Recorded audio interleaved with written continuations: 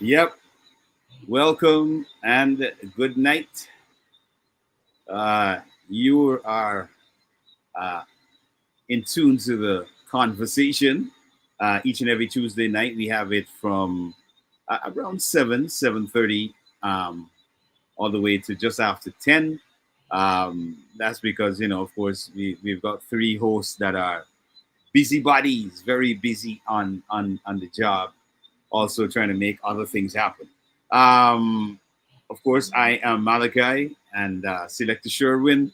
But before we get into tonight's conversation, which is going to be, we're going to touch on several topics this evening. But before we do, Selector Sherwin, good evening, bro. Yes, sir. Good night to you. Yep, Yeah, good night. definitely. Good night to everyone. I hope you guys had a great 2 weeks because we missed last week. So Yep, yep. I got to make sure we give you that shout out and Apologies, yeah. apologize Apologize also for that. for Yep, last yep, week. All right. yep. So we got to make sure that we clear the ear before we get into the conversation today. All right. The views, information, or opinion expressed during this program are solely those of the host, guests, and callers involved in the program and do not necessarily present the views of Majestic Music Radio, its management, and other hosts or advertisers.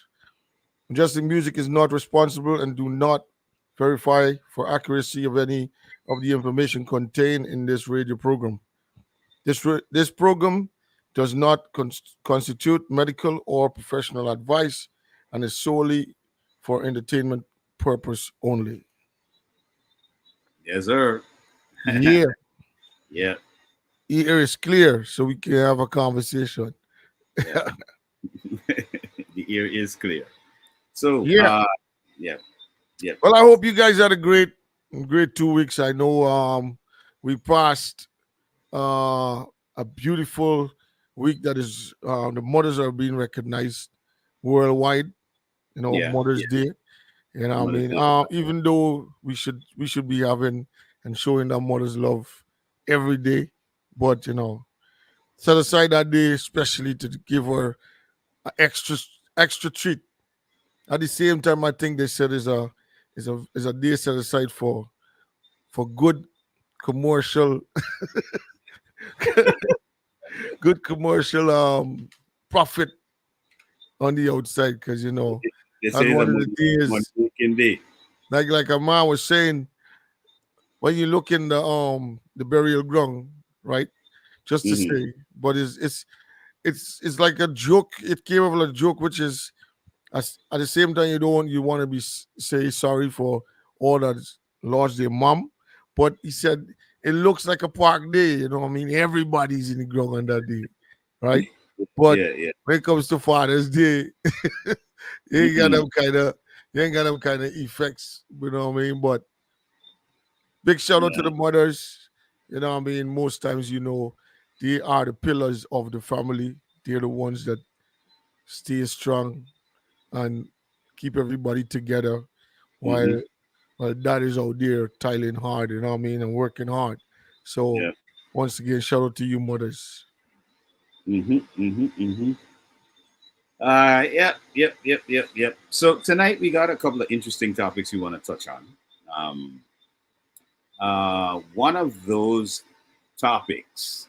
Um, let's kind of start it off light. I'm hoping Martin jumps in as soon as possible.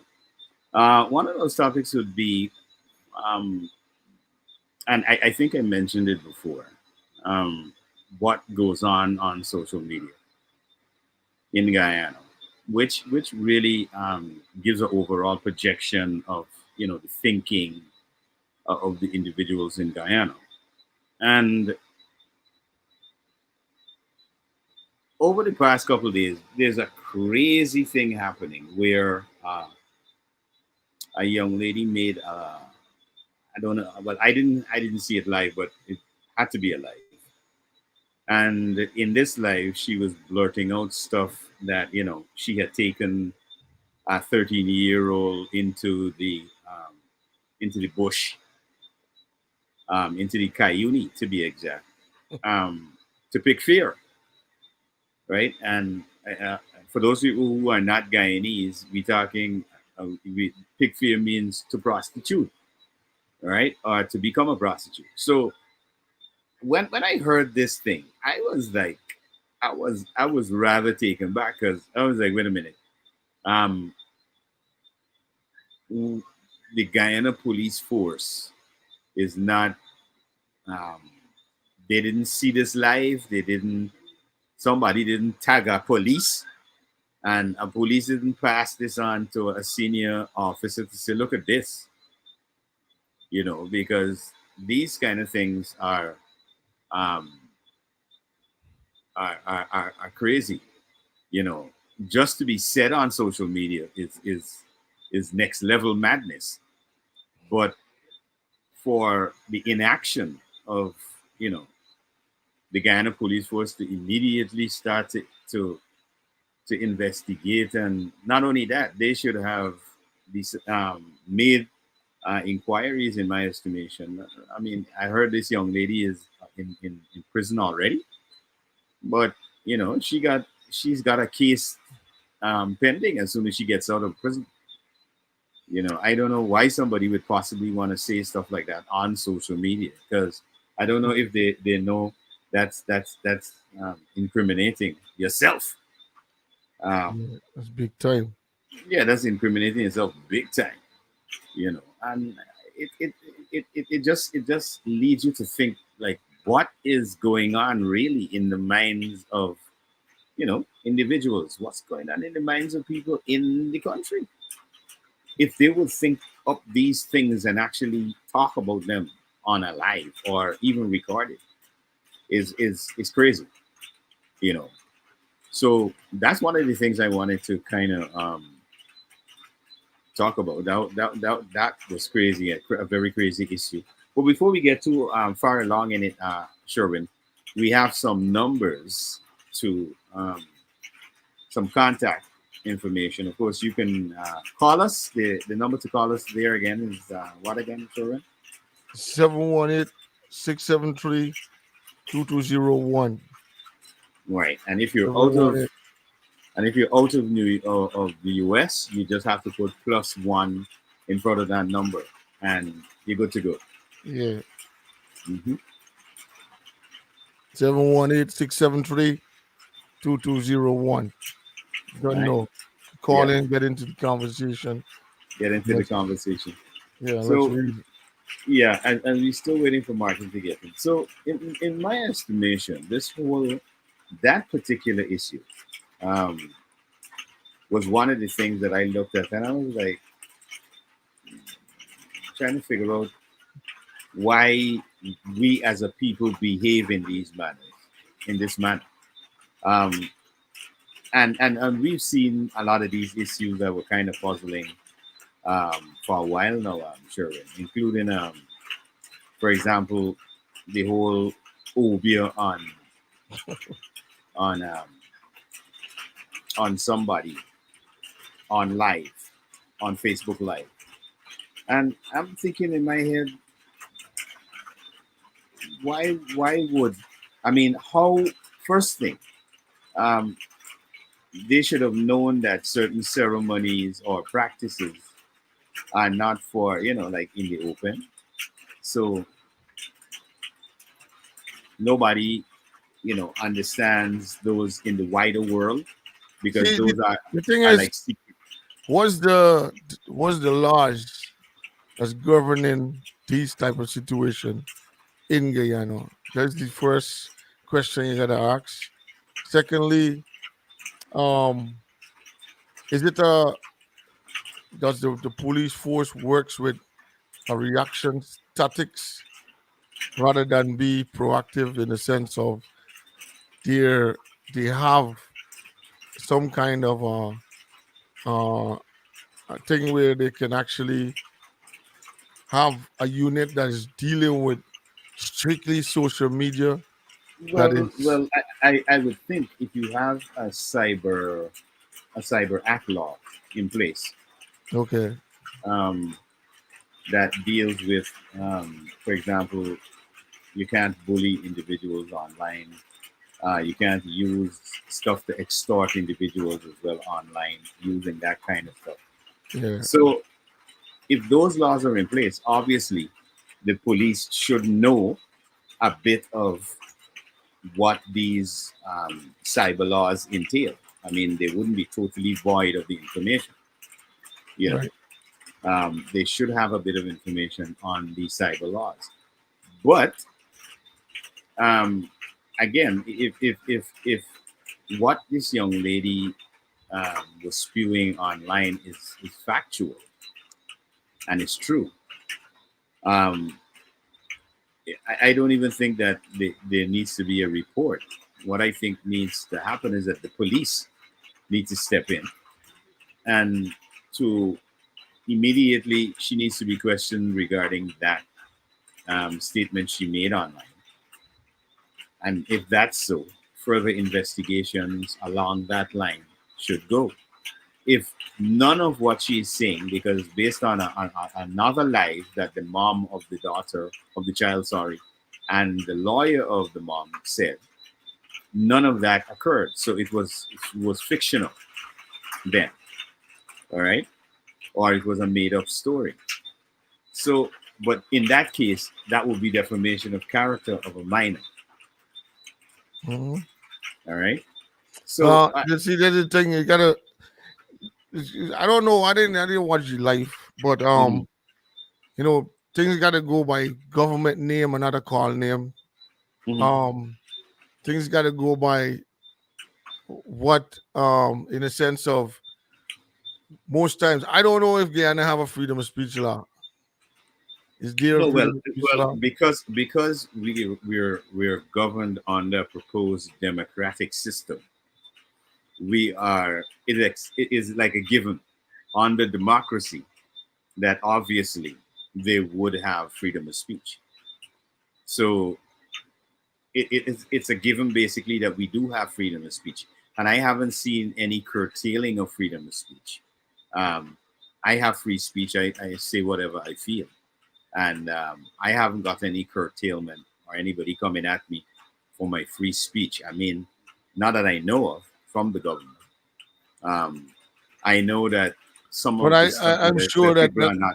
not Um, everything that comes out of your mouth is going to be pleasing no, to but everyone, and it might be that. somebody in a position that they can say, Mhm. I can take advantage of this situation and you know deal with it in that way, because Deal with it. social Deal with media is it. kind of funny, it's kind of Deal with it. funny. How though?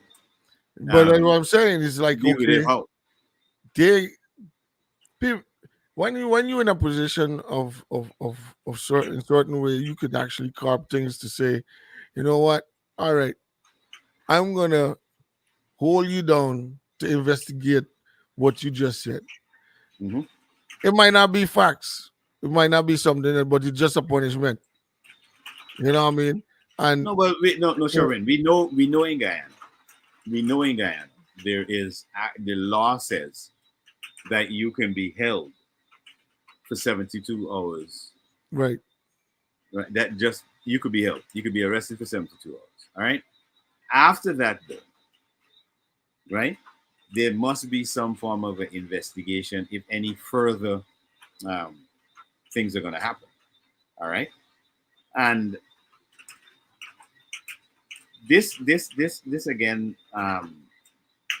goes back to what I'm dealing with this situation with the young lady saying this stuff on social media. And I see somebody, Mr. Murray, is saying the Guyana Police Force has a cybercrime unit. And good, that's good. That means this cybercrime unit is looking at some of the stuff that people are saying and doing on social media. Because I've heard several, for example, people come out on social media and say they know about, for example, when they had that case with the guy Izwi before he was caught, right?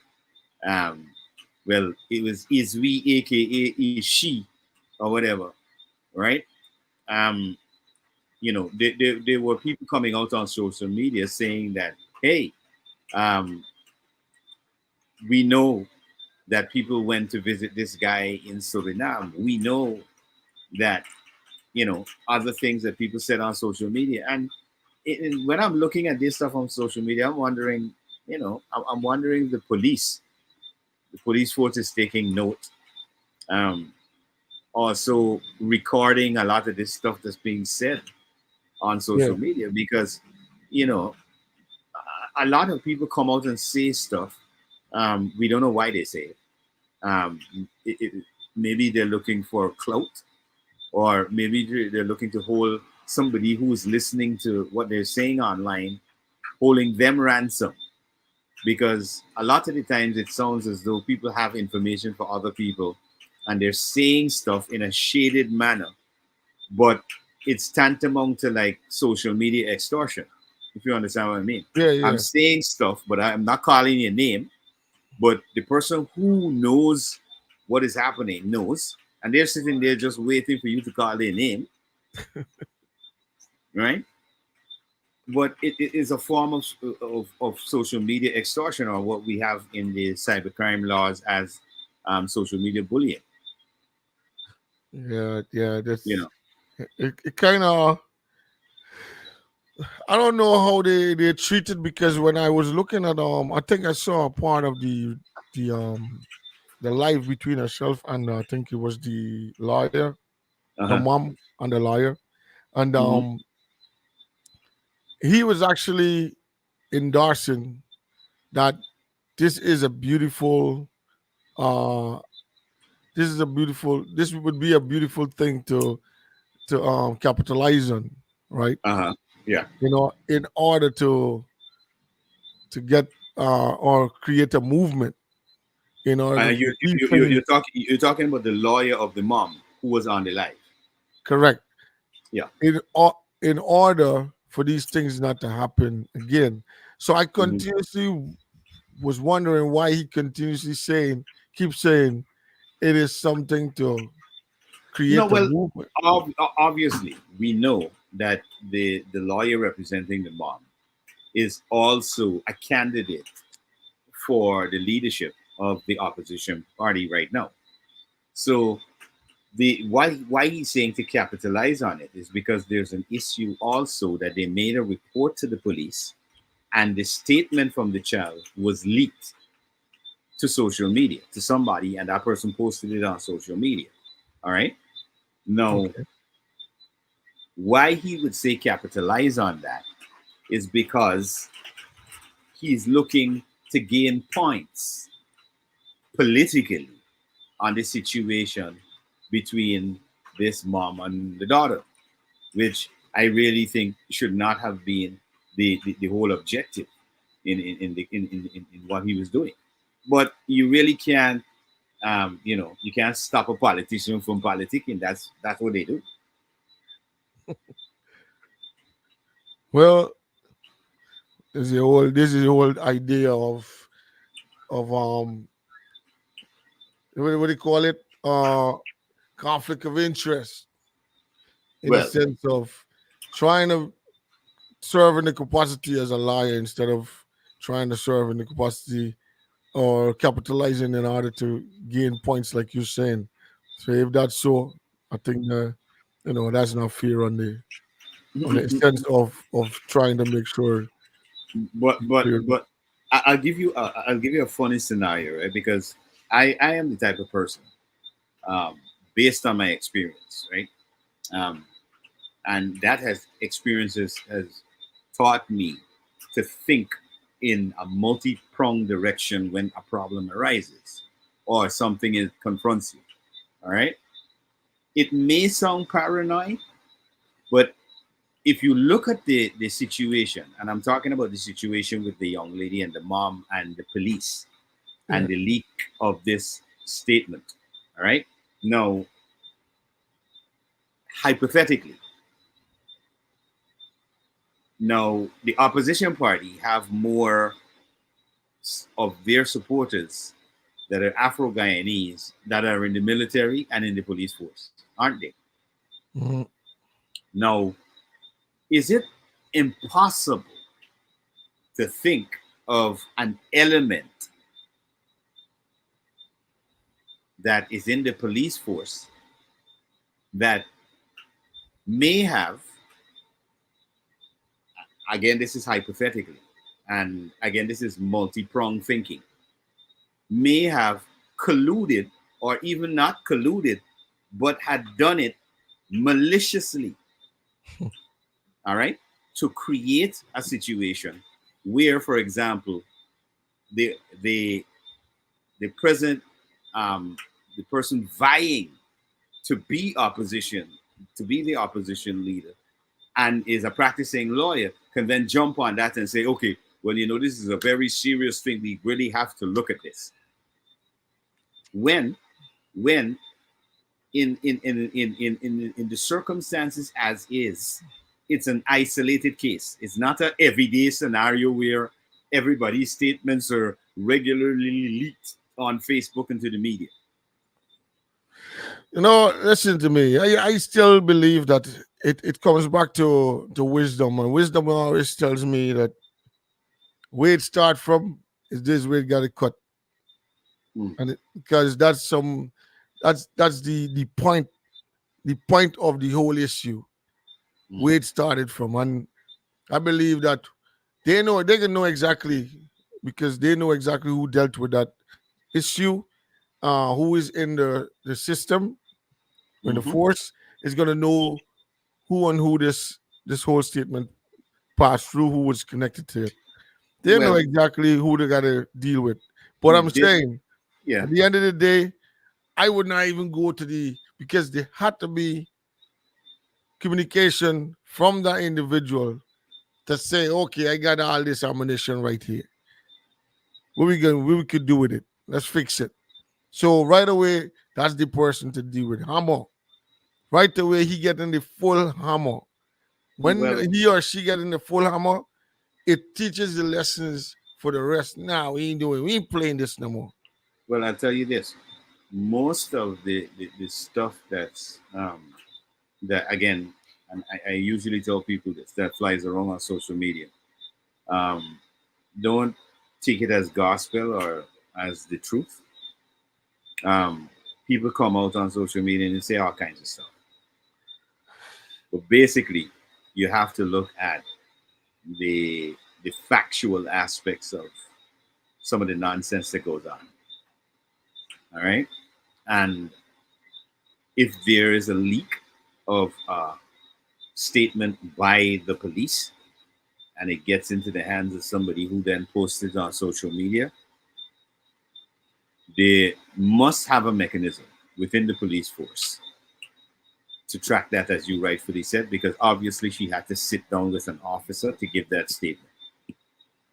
All right, if there was a statement given. And then from there, obviously, they had to have signatories as witnesses to this happening. So it couldn't just be an up in the air process, if you understand what I mean. Yeah.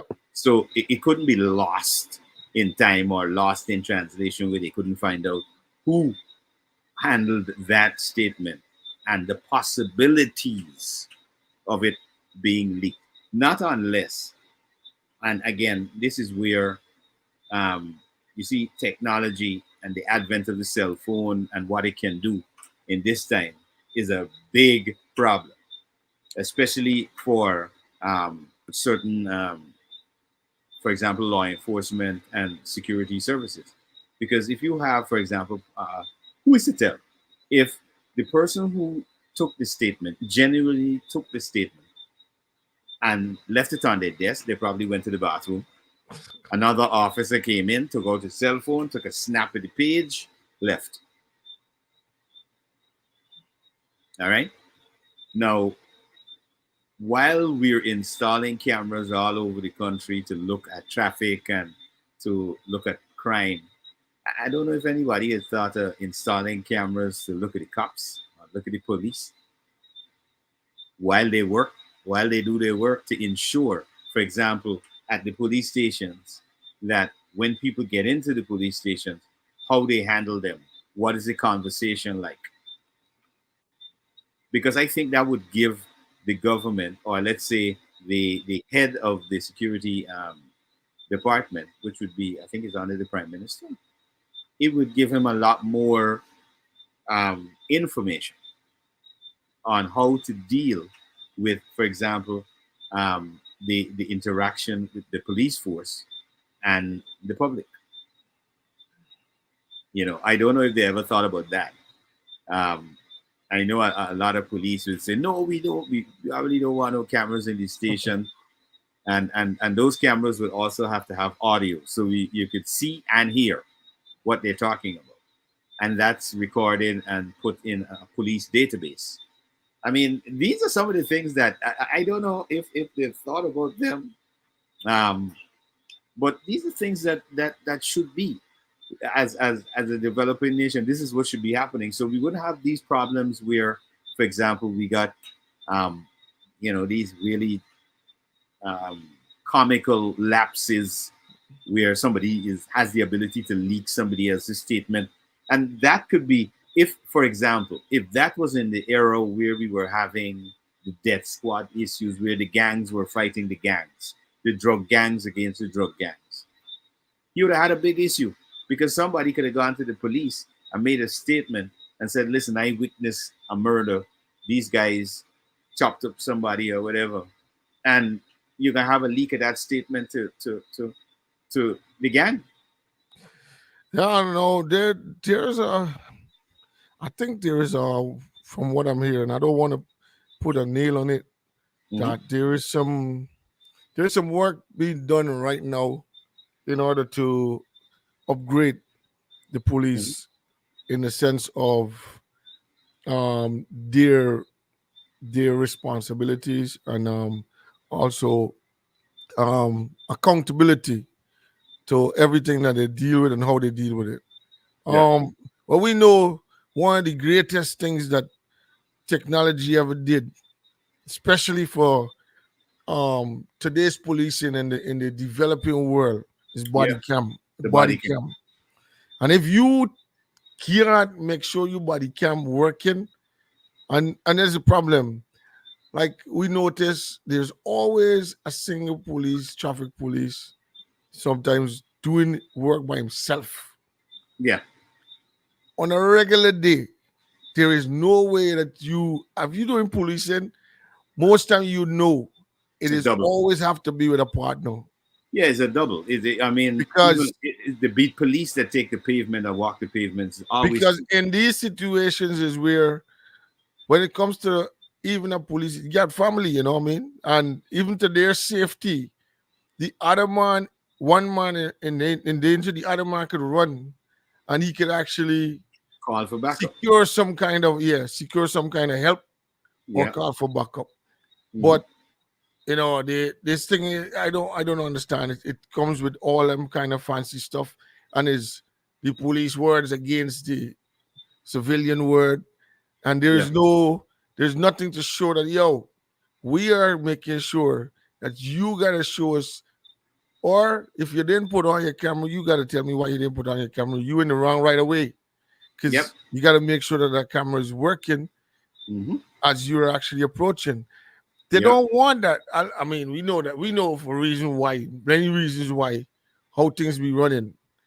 You know Yeah. what I I mean? mean, And because of the developing, because of development and how they're trying to run into the fast space, as is being mentioned, you have to consider. I don't care how y'all think about it no more. This is what has to happen because we have nationals and people coming from over out of Guyana coming in this country. We need to get y'all gotta be yeah, uncomfortable with yeah, whatever we need action to. you take. Yeah, look, one of the things I'll show you something that we don't know in Guyana. Let's say you're in a club, right, in Guyana. A bongso, or what we call a chokoro, is not the is we our impression of a bongso is somebody who, if anything happens or somebody is a little unruly, his job is to beat the hell out of the person Yeah, and throw yeah. them. All right. No, they don't even understand that that's not the protocol. That's not the rule. That's not what a bounce is there for. If that person could not control themselves, or as we say in Ghana, you can't hold your liquor, you start to behave bad. The bouncer, or what we call the chokoro job, is to escort that individual outside of the club or the bar, unharmed, all right? Because of course that person has rights as well, all right? Not because they may be inebriated, that means they could be treated anyhow, Yeah. all right? So those, you see, these are some of like basic rules. Because if we have, for example, we want to have cricket carnival, then there's carnival and mash and all these events, all the big shows coming to Guyana.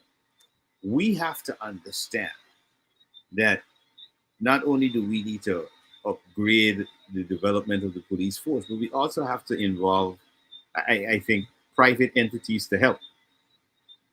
Because a lot of it now is not just about having police with a show of force on the ground with uniforms and guns, but you also need to master the most important part of it, which is the intelligence. All right, you need to master that part of it, because once you master that part of it, having the show of force is not even really necessary. Because in some cases, in some countries I've gone to, you don't even see the show of force, Hmm. but they're there. They're there watching you in the slide. You know, they're watching you. They're monitoring everybody on the streets and stuff like that. So we have to get to that um, um, level in terms of how we think about security. For example, I look, Christmas times I will see, for example, in Ghana, they'll put up a wooden box thing for a police officer to stand up on a corner to monitor a corner. And I was like, why didn't they just get a big white van that could maybe hold like 8 or 9 people, and you put cameras on the top of that van so you could monitor in 360 the entire four corner. Let's say you're on Camp Street or wherever. You park not too far from the corner where you can monitor all four corners.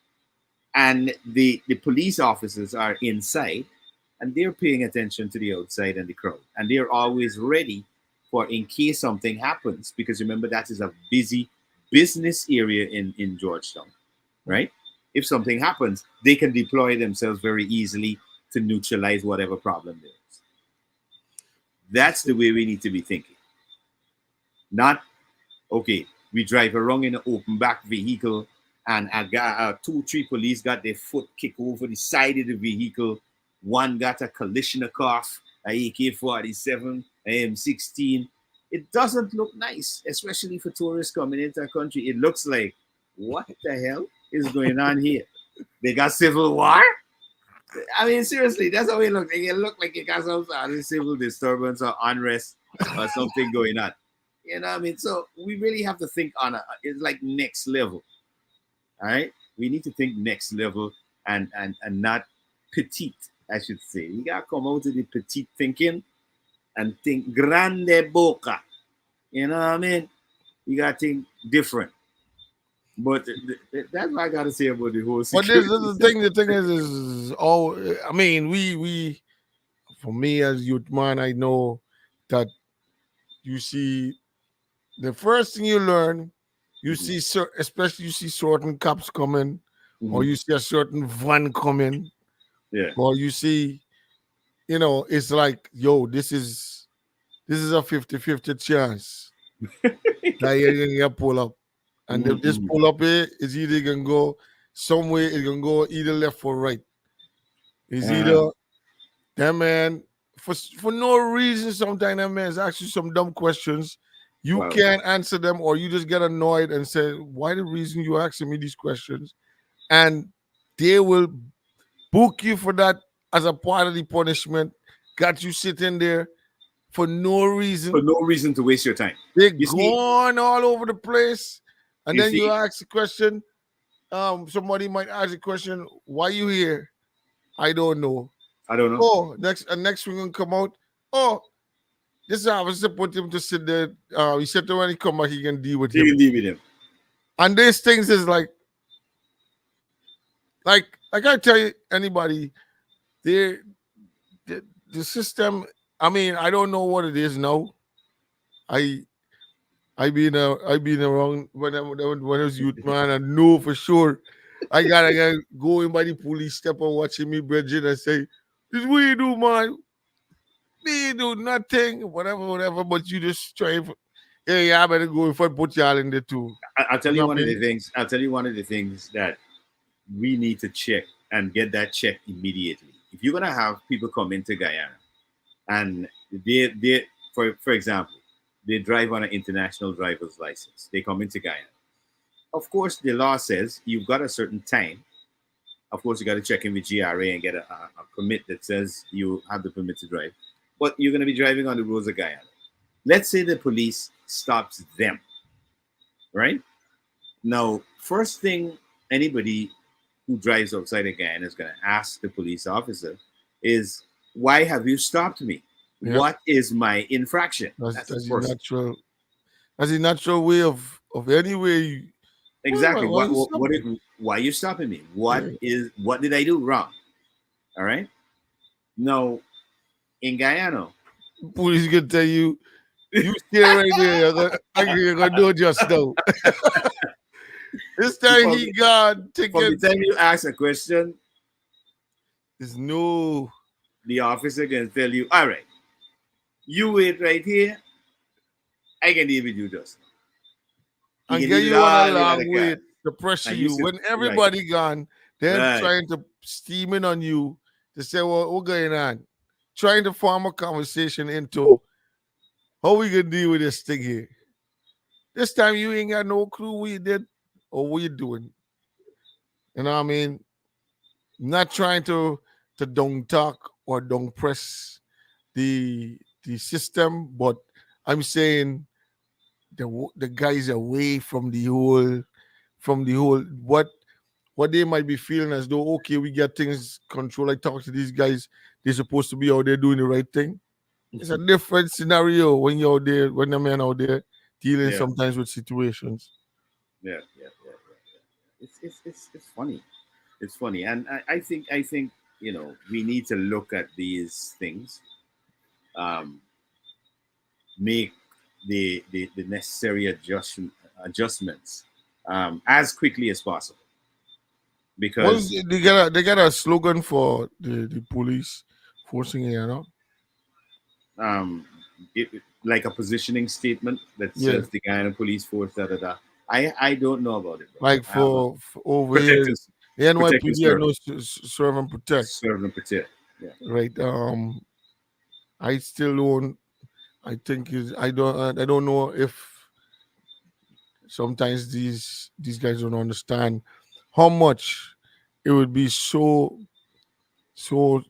cute to know that somebody could pull up and be like, sir, I'm lost. Mhm. I don't know. Can have a conversation to figure out what's going on. Yeah. Who's this man though? He trying to have a conversation with one guy.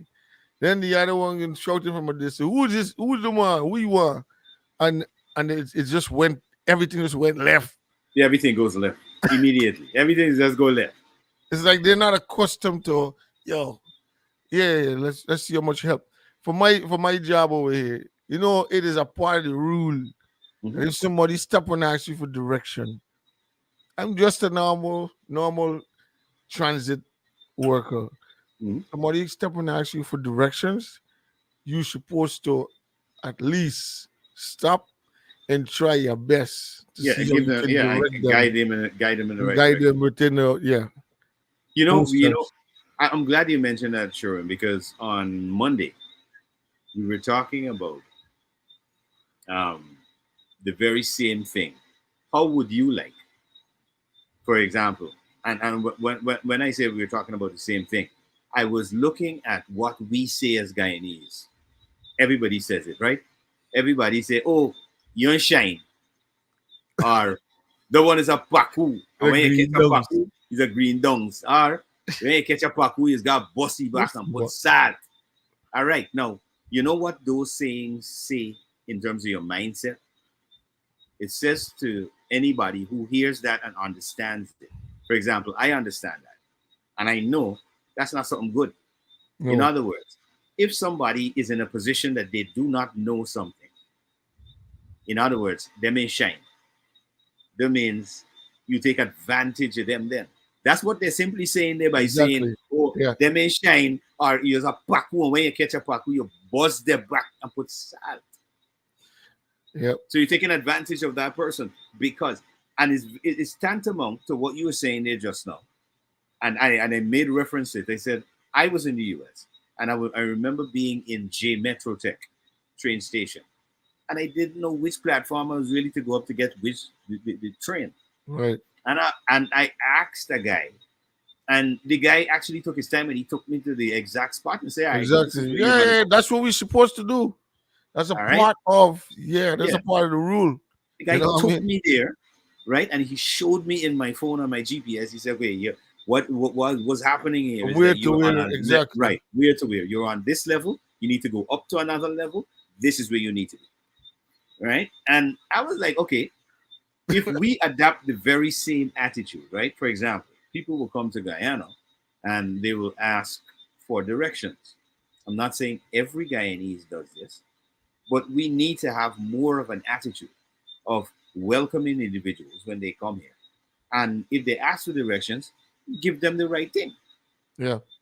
You understand? Don't give them directions and then when they reach into somebody, they said, "Oh, this person said go direct," and you wondering is what was that person sending this person to go on?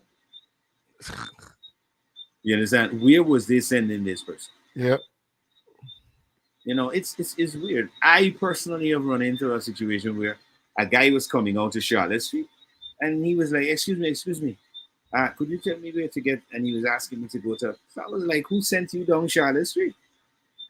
And he's like, "Oh, this guy told me go down Charlotte Street." I was like, "Oh yeah," in my mind, And I was then like, trying to send you in the nest. "Yeah, they're sending you somebody sending in the nest to Yeah. go get it."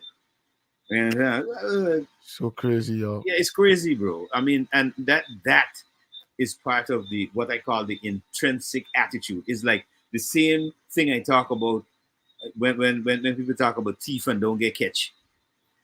You understand? That's the same type of mentality that you believe that trying to go around the system or to try to beat the system is the best way to go. You understand? And we all those kind of things we have to cut them out.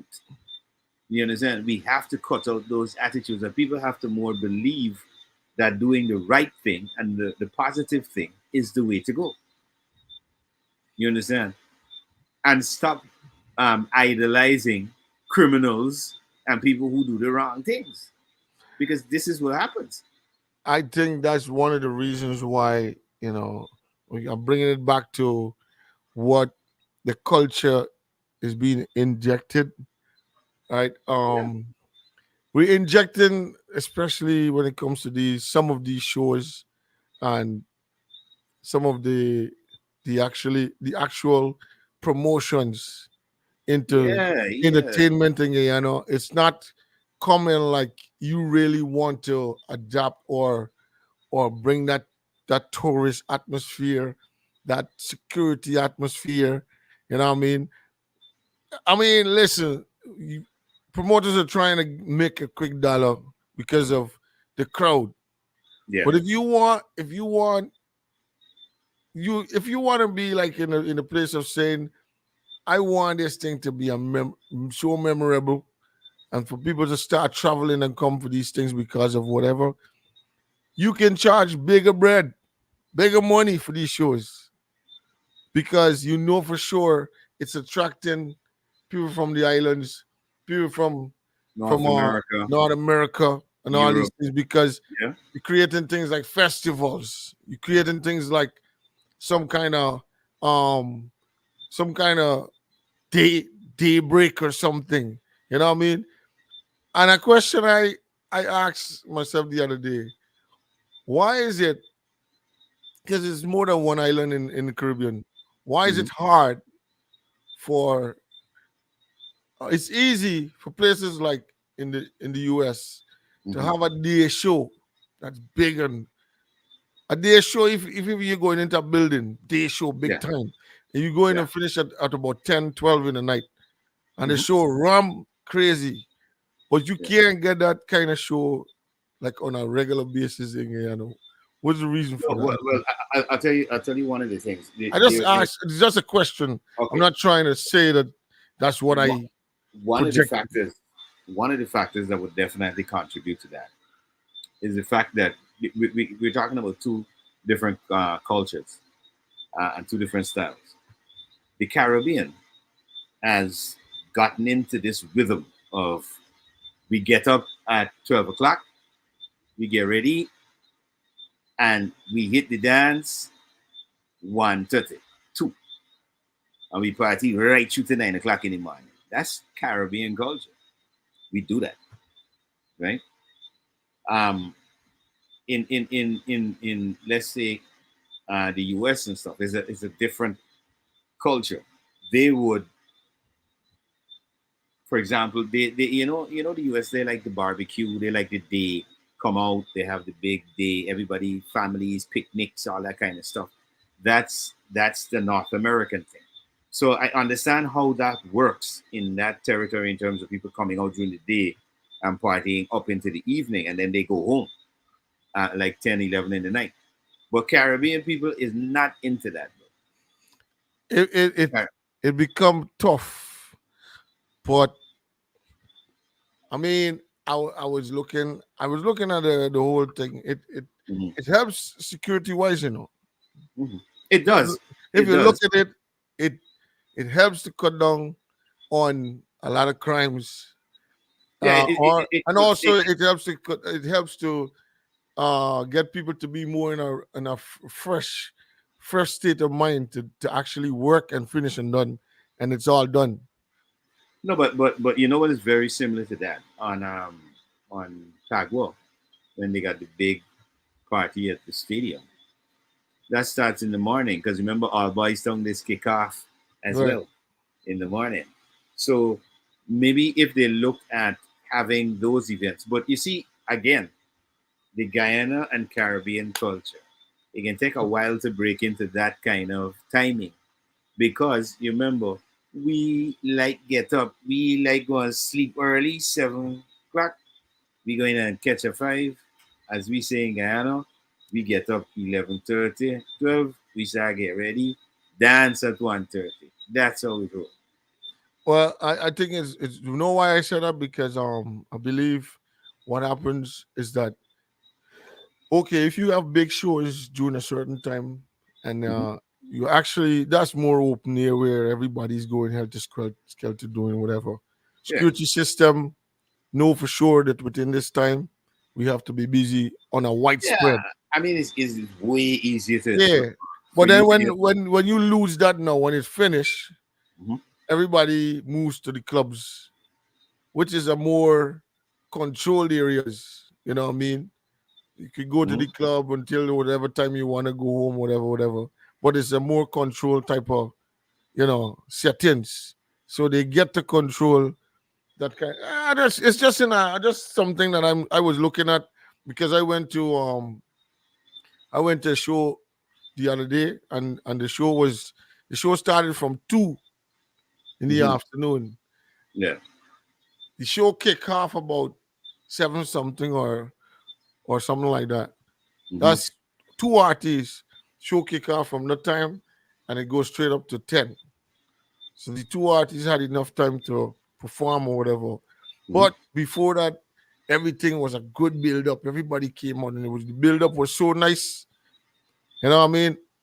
When everything finished, it's like, what? It's still early, bro. Yeah. Still got This- something more you could do. That's what I'm saying.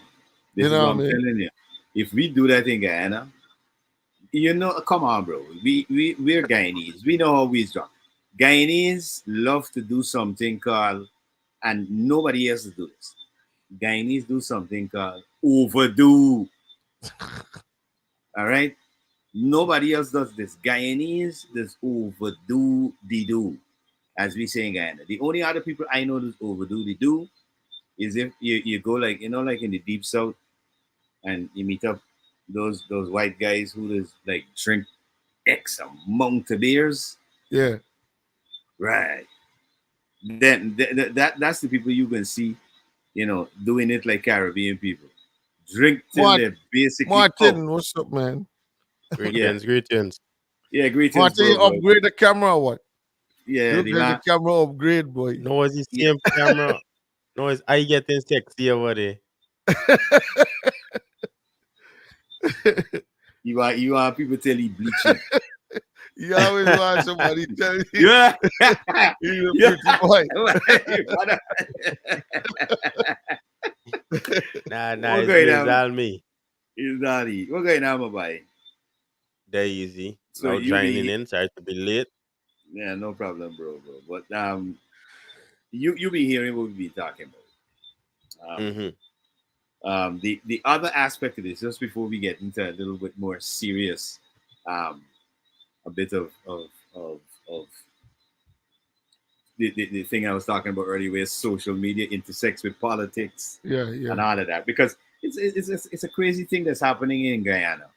We find big prominent lawyers going on what we call social media influencers pages, and not only lawyers, but we're talking about learned individuals, right? And I'm thinking in my mind, why would you need to, if you were propagating the right things, Yeah. why would you need to, for example, team up with a few of these characters that are on social media? Because I can't really describe them as anything else but characters.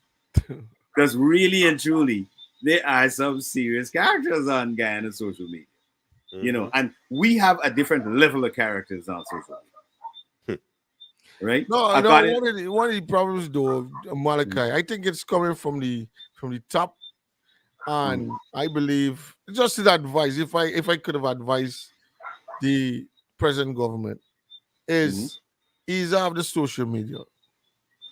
When you coming out to do anything like press conference and these things, it's supposed to be media houses that come together to get what they got to get from you and then address it in their media platforms, right?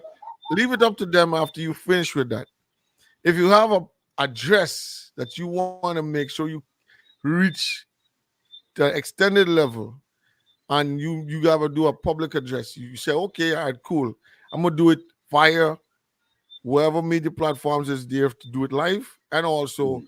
I'm gonna do it, we're gonna do it on our social media page. So it's announced.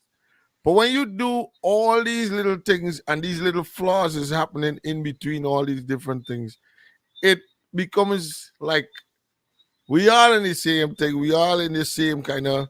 So were you trying to tell me? You know what I mean? Mm-hmm. And it comes down to why you trying to tell me what to do when you be doing the same thing. So instead of being like I said, because we This, look, I you take an saying example. 1 second. You're saying the same thing as in the use of social media to disseminate information.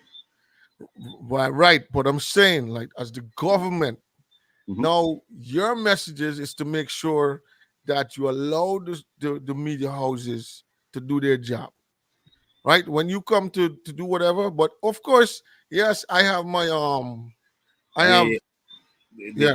I'm not cutting you short, but the major problem is, all right, and this is something me and Martin discussed on a show before.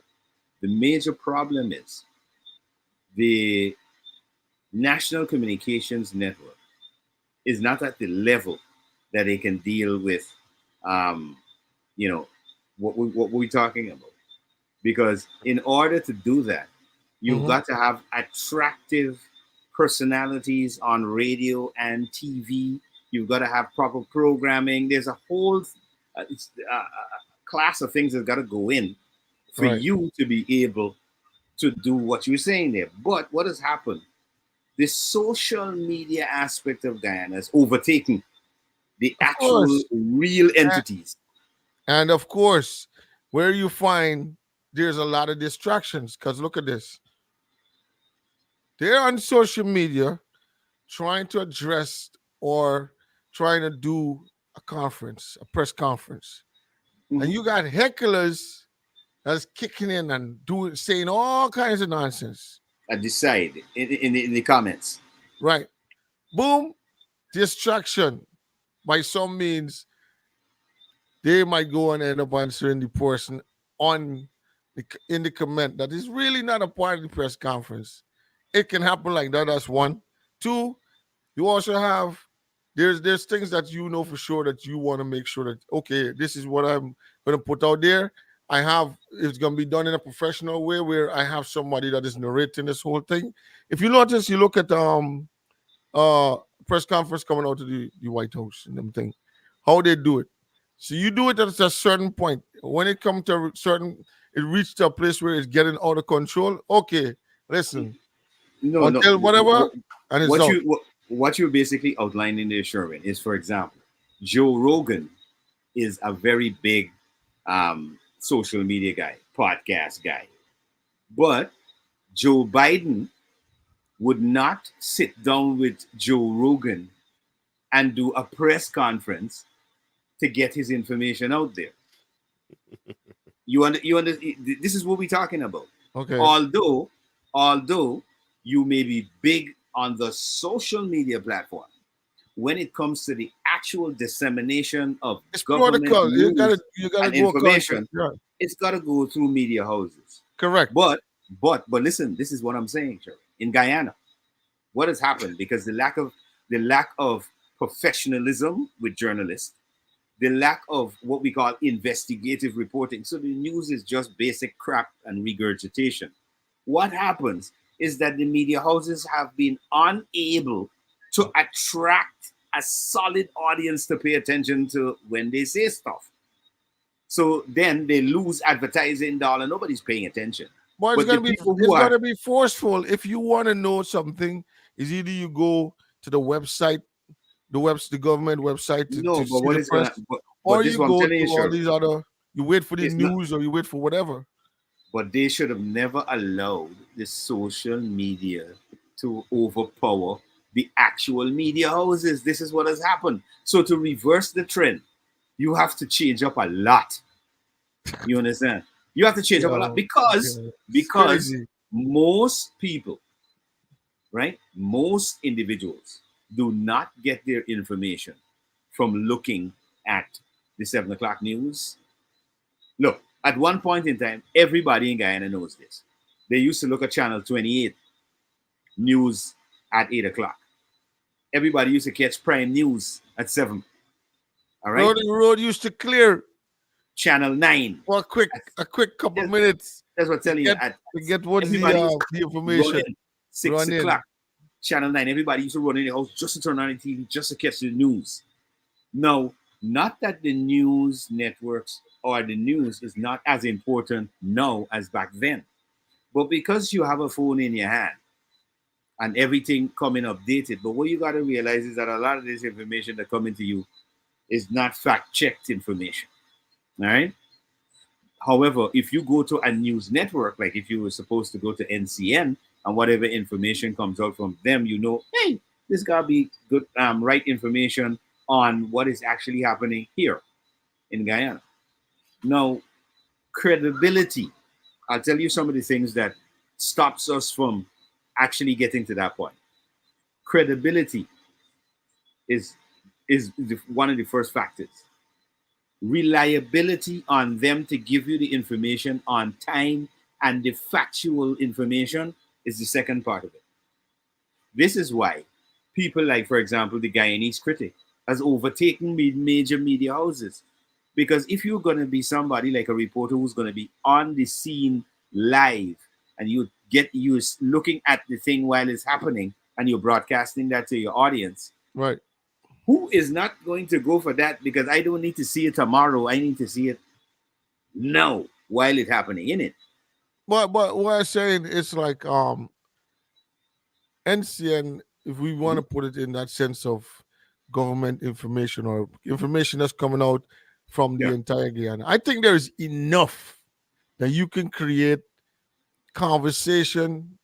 Like if you look at the structure of these big MSGN, or you look at CNN and all these different guys, they're structured in ways that okay, we bring in different programs that entails the education of outer world and in, and they're actually it's made up for a daily basis. All right, Yeah. whatever you're doing. Mhm. Was the news coming from this end? Was the news coming from that end?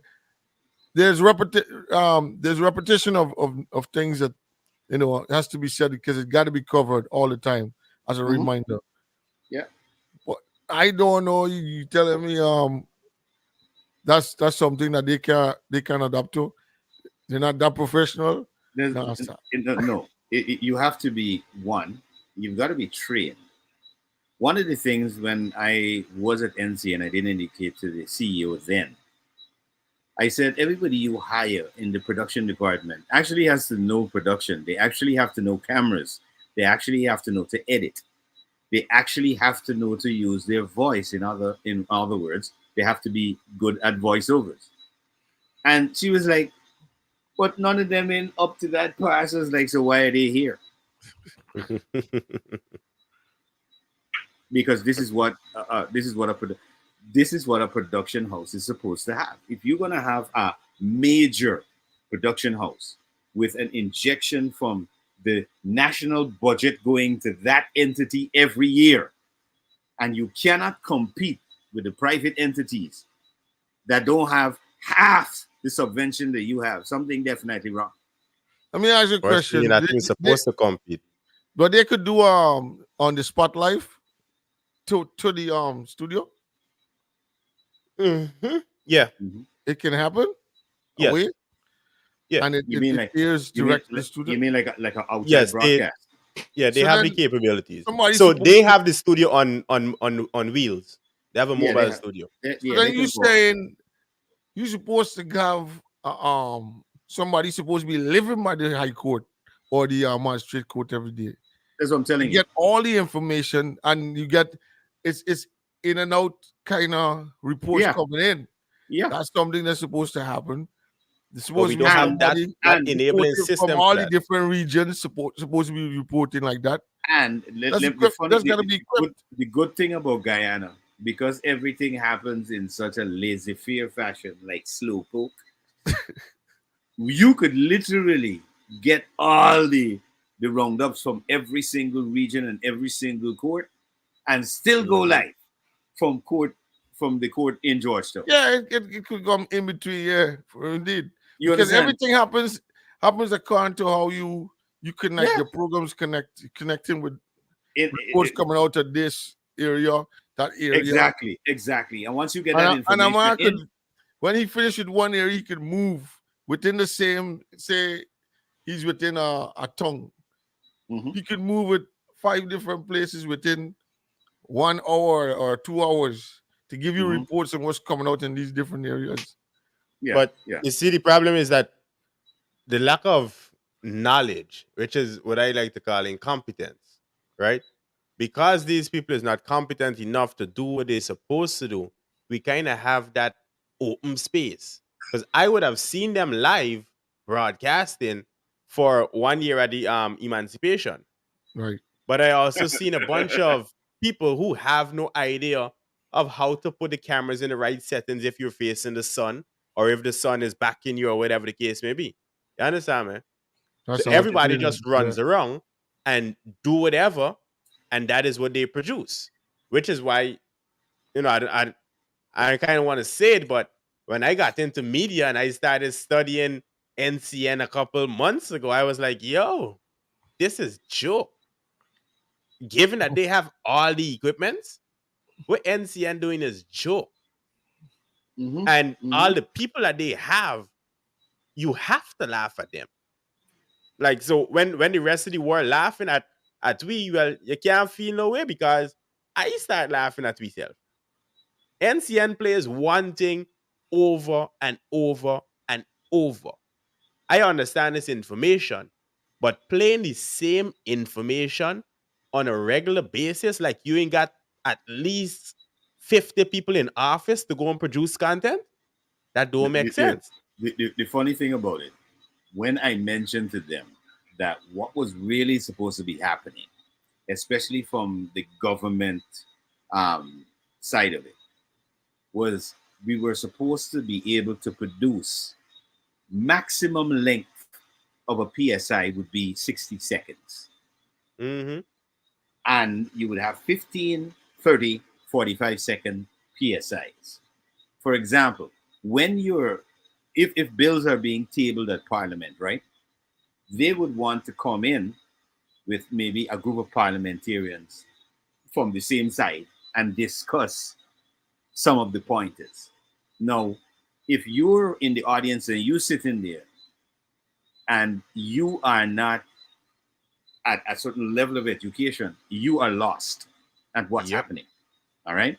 Now, when I explained to the then CEO of NCN, I said, listen, what needs to happen is that you need to have bullet points. So they're not just coming in to randomly ramble about stuff that happened in Parliament, but you're trying to have an itinerary of what exactly happened in Parliament, what you tabled, what was discussed, and where are the benefits to the population. That's where the connection for the individual looking at them discuss this stuff.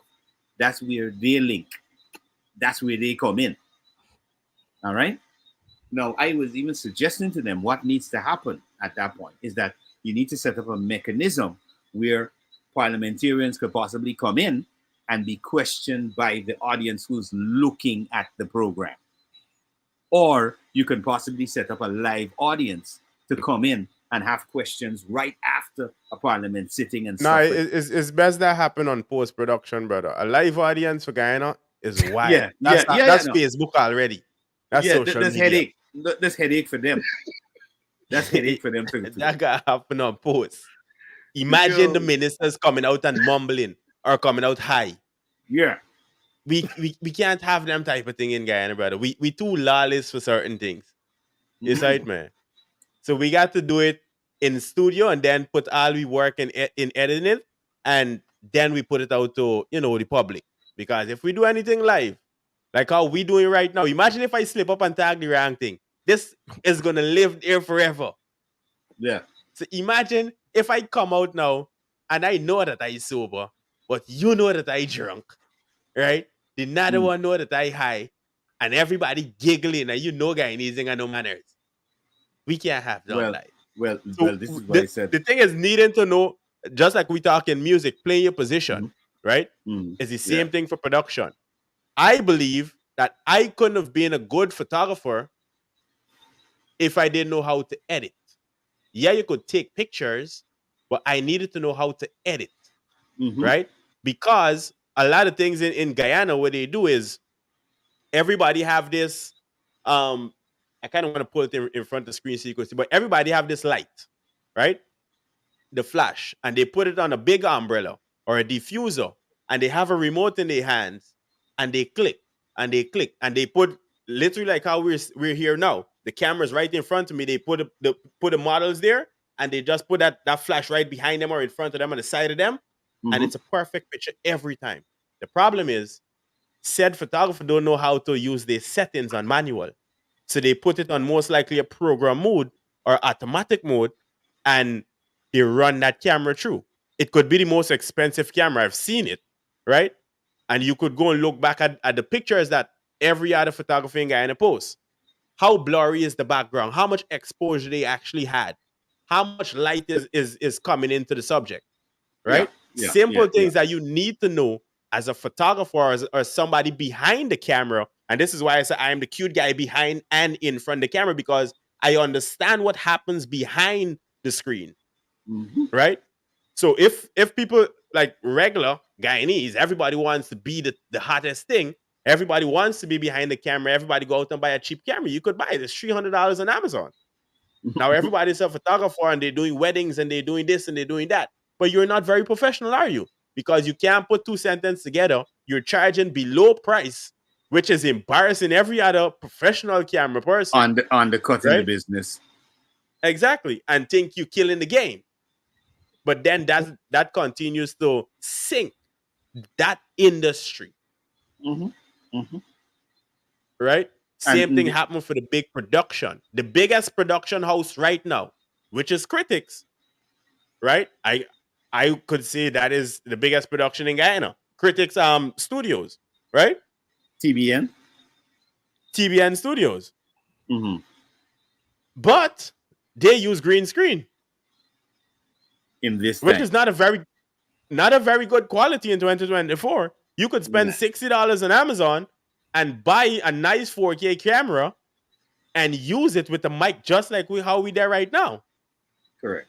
You buy a $200 switchboard, but this is having incompetent people on your team. Yeah, they ain't understand. Right? No hitting to critics, but I like your program, but I also would like to see it compete. You got the numbers. You got but look like an international standard at least. Yeah. Spend $50,000 and build out a backdrop instead of having a fake green screen backdrop. Or build yourself. People just act like this thing is rocket science. This ain't rocket science. You could build a studio in a space. You got the studio. You know. You got the studio. Just build 100 backdrops. Everybody got plywood. Well, that's a part of it as well. But tonight, of course, Sherwin, give them the numbers again to call us if they want to join the conversation. Or in case you want to call 718-673-2201. 718-673-2201. And if you're outside of the US, you want to put +1 in front of that. Yep, in front of that number. So tonight we're talking a little bit about where politics meets entertainment or intersects with entertainment, and commerce and business is a strange thing because week before the last, because last week, again, we had to apologize for not being on last Tuesday. Yes. We were talking about part of it in the political sphere. We were talking about this call to boycott a particular restaurant in New York City. And subsequent to that, a statement came out on social media, which was published by Guyana Daily News, which proposes that the brother of one of the most vocal individuals from New York about Guyana's issues, Rickford Burke, his brother came out and made a statement claiming that Rickford Burke is destroying and hurting their family. And I'll read a bit of that article from Guyana Daily News. It says, the older brother of controversial APNU-AFC activist and wanted fugitive Rickford Burke has publicly lambasted him for, and quote, hurting and destroying their family through his actions. In a recent Facebook Live on his personal page, Branford Burke said that his brother, Rickford, was doing things, quote, doing things to hurt the family. He went on to detail how his family has suffered because of the actions of Rickford, who uses his social media account to denigrate and defame persons who share opposing views. And that's just a part of that article. It's a pretty lengthy article from this guy's brother. But if you have, first, let me ask the question. What are your thoughts on, the brother of this particular individual coming out and saying stuff like this? Well, it would make sense in a way whereby I can't speak directly on if he's hurting the family or not, but the man do have a very aggressive manner of going, paying attention to things and addressing things. And in my opinion, a lot of stuff is wayside stuff, right? A lot of stuff, the smallest thing would happening, especially with the current government, right? And he would speak on it in a manner where you can't really believe what he's saying. Well, one of the things that I found hilarious, there was an issue the other day where the Minister of Infrastructure had gone to a neighborhood, really to meet with the community, talk to them about the purchase of the compensation really for their place, because they're using that area as part of the bridge construction across the Demerara. And somebody came up with a live, and they were kind of abusive to the minister and saying, "Get out!" and you come in with a little bit money, and you give the Indian people a lot of money, and now y'all come in and give black people a little bit money and all I this think kind the of older lady did that. yeah, older lady did that. The resident. And right. And what I wanted to, because I'm the type of person, again, I like to listen to what somebody is saying, and I will pick the sense out of what we're saying and pick sense out of the nonsense. Mhm. Now, one of the things that came out in that very thing that she was saying is that they were giving an offer, all right, and it would include a few things, relocation, land to that relocation, etc., etc. So I'm wondering if you're in a position, and based on the looks of the video, because I think you saw the video as well, Martin, Yes. of a few of the houses that she happened to pass by, because I noticed she was making a particular a conscientious effort not to show the houses really, Mhm. and that was the funny part of it, because I'm wondering, I'm saying, okay, well, you really gotta be living in a mansion to be making all that noise. So could you show us this mansion you're living in? Because we didn't see it. No, you see, this is the thing. I just want to be a little more neutral on that matter. You know, Mm-hmm. not to say that I'm siding on no side, but Mm-hmm. like I would just say, see, first thing first, I think the minister should have, as a government official, should have hired or have a contracting PR kind of system to go and deal with these people Correct. properly. He should not have been there. He should not have been the person trying to do something like that. One. Secondly, right? Um, there was, well, if you notice in the video, the Mm-hmm. woman was very normal at first, Mm-hmm. but then the build-up came with When she approached the this. minister. No. Remember the way he said, a man could be as simplicit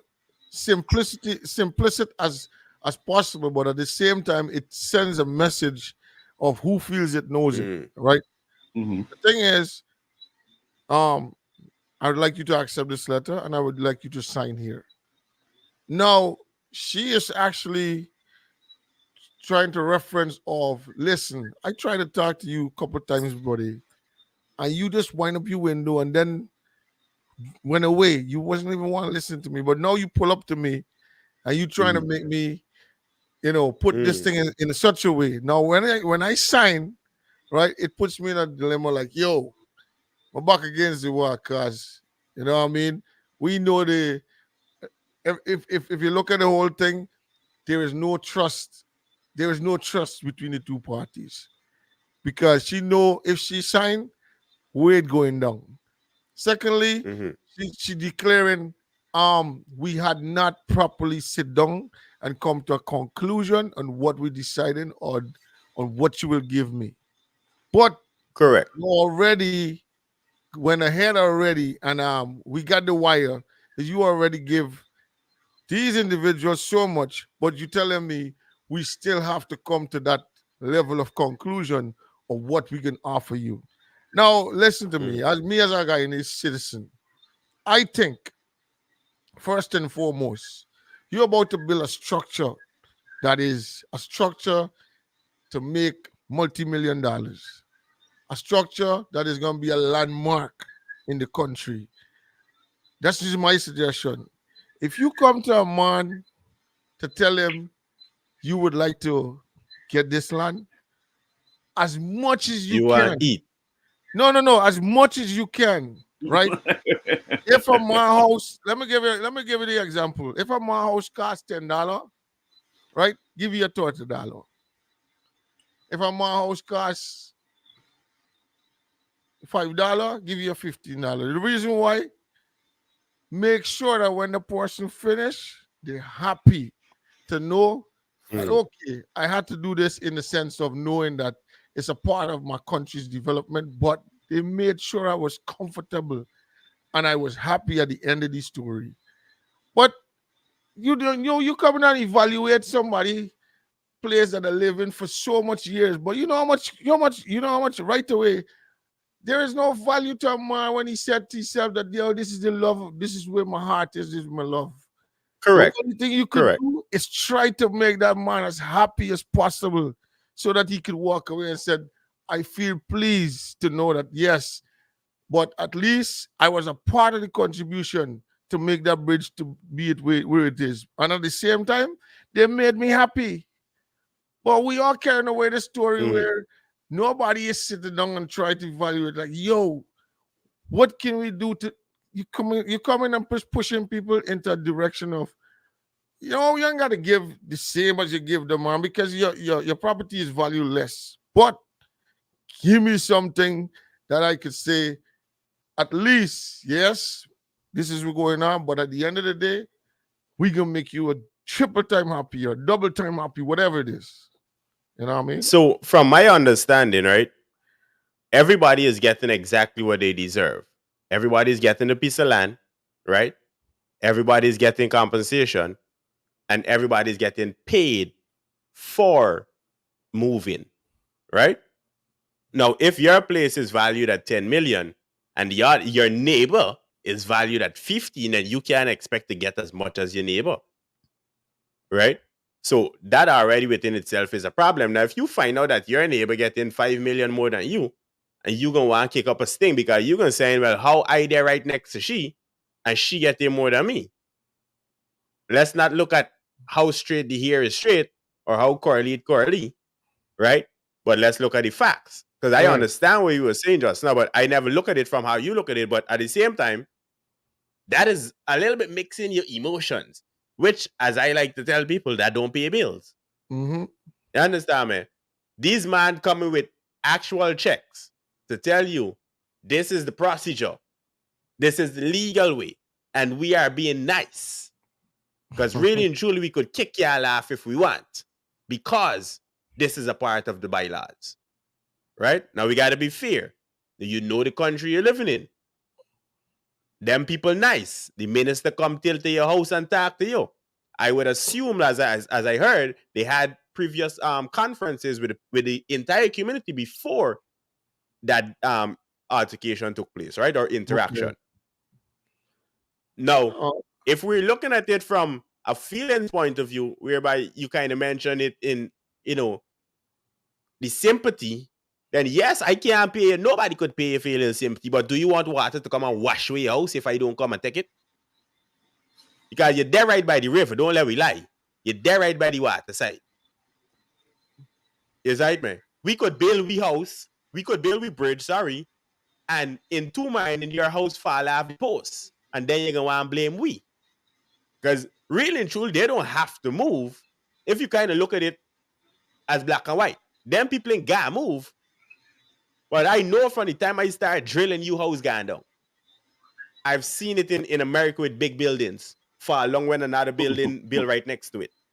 See, imagine a little wood house, right? Or even a basic concrete house. Because right now we don't use proper materials and mixtures and the right measurements and things to build housing again. So we already got a building problem. So if you put all these things together, now we're looking at different factors. You can't pay the lady enough. No, you can't pay nobody enough because of how they feel.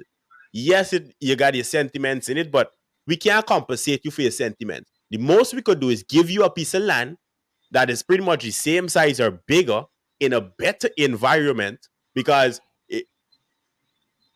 have you ever seen the houses within that area? The nice house up on the opposite side, right? Which is Nandi Park, if I say any places right? Yeah. Them fancy area on the coast side, right? Or the bank. I've been out to Guyana for a while, so y'all correct me if I'm wrong. Is the East Bank, right? Mm-hmm. Good. So them fancy house on the opposite side of the road of the East Bank. Them house over there, they're decent. They build up strong. Some of them. But that is not a good place to have your house in. Not because you're on the front of the water. That is not the place. If you actually look at how Georgetown was made up, you don't want to live there. That is like living in California upon the hillside and then earthquake come and your house fall off. Who you gonna blame then? Nobody told you to go build there. So the government coming in and giving incentive to get things done in the right manner and put we on a good track. And not just them people, but put the entire country on a good trajectory. You gotta give it to them. Now, on the grounds of the minister coming in, that was very stupid. You understand me? That was very stupid because you feel what? You as minister, you could go meet people on boots on ground.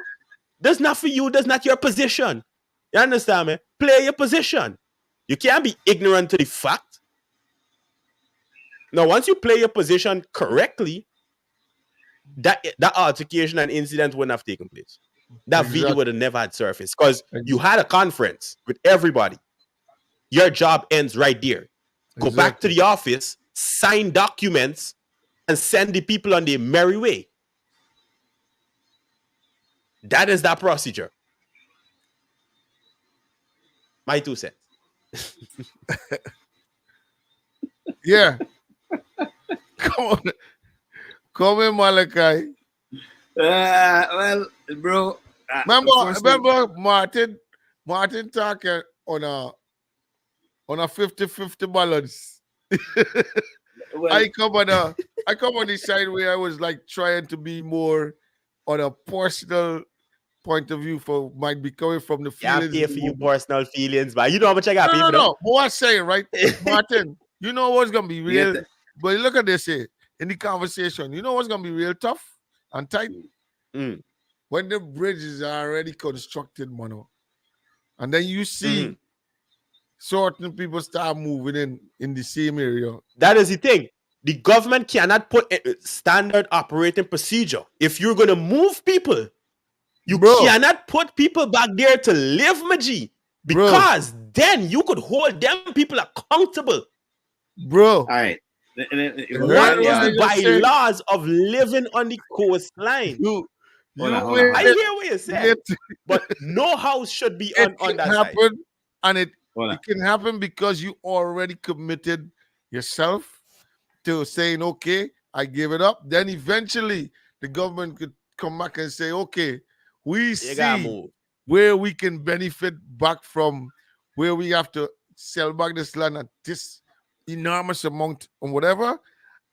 And it's business. It comes back to we did business. Only now, this is where I take up the side of the people, right? If the government only sell back that piece of land and don't build a proper sea protection method, that's it. Hold the government accountable. The people have to know them rights, eh? Hold on. Let me just say something. First things first, right? As Sherwin said, he take a neutral side, Martin take the people side. All right. But here, whose side I take it? I take in the government side, right? And I take in the government side from this standpoint. First things first. If you understand Guyana's law legally, you will know that although you have land, the government still has possession or authority over your property, regardless. And this happens across the board in any country, right? That's the first thing. Secondly, if your country is going through a major infrastructural development project, the government has the legal right to offer you a certain amount of money. In our case, the government of Guyana has gone over and above. In other words, if in the US, they will offer you a certain amount of money to move, and that is it. They're not finding any land for you in no prime spot. So let me get the nonsense out of the way. Yeah. Right? No. In Guyana, the government of Guyana is not only giving you the value to your property, which would include your land, but they're giving you land so you could relocate. All right? That's an extra plus for you because you could go get a brand new house and a new mortgage and everything going on. Yep. Plus money in the bank. So Guyanese have opportunities, but you see, when you're not thinking big and you're thinking micro instead of macro, is a whole vibes, bro. I still say, right, it comes back to trust.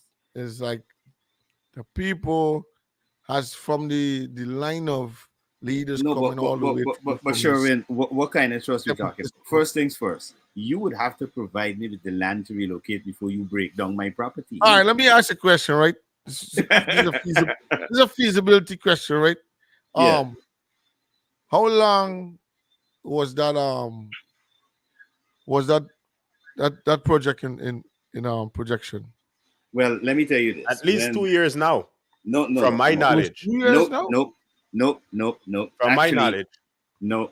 From your knowledge, Mhm. that proposed bridge was proposed since 2020.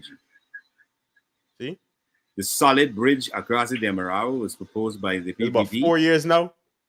since no, not why say about 2020, before 2015. Sorry, before 2015, around 2014, 2015. Because is either that, sorry to cut you, Malaka, is either that or we continue having the current one flow to every 2 mile in.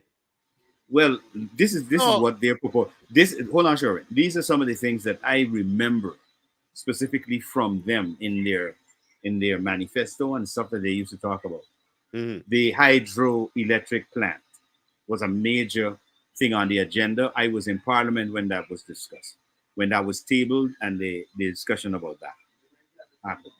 The next one was having a solid bridge across the Demerara and having other installed solid bridges, but the first one was to be that one. All right. So these are not things that, let's say, came out a couple of years back. These were things that were tabled in Parliament long.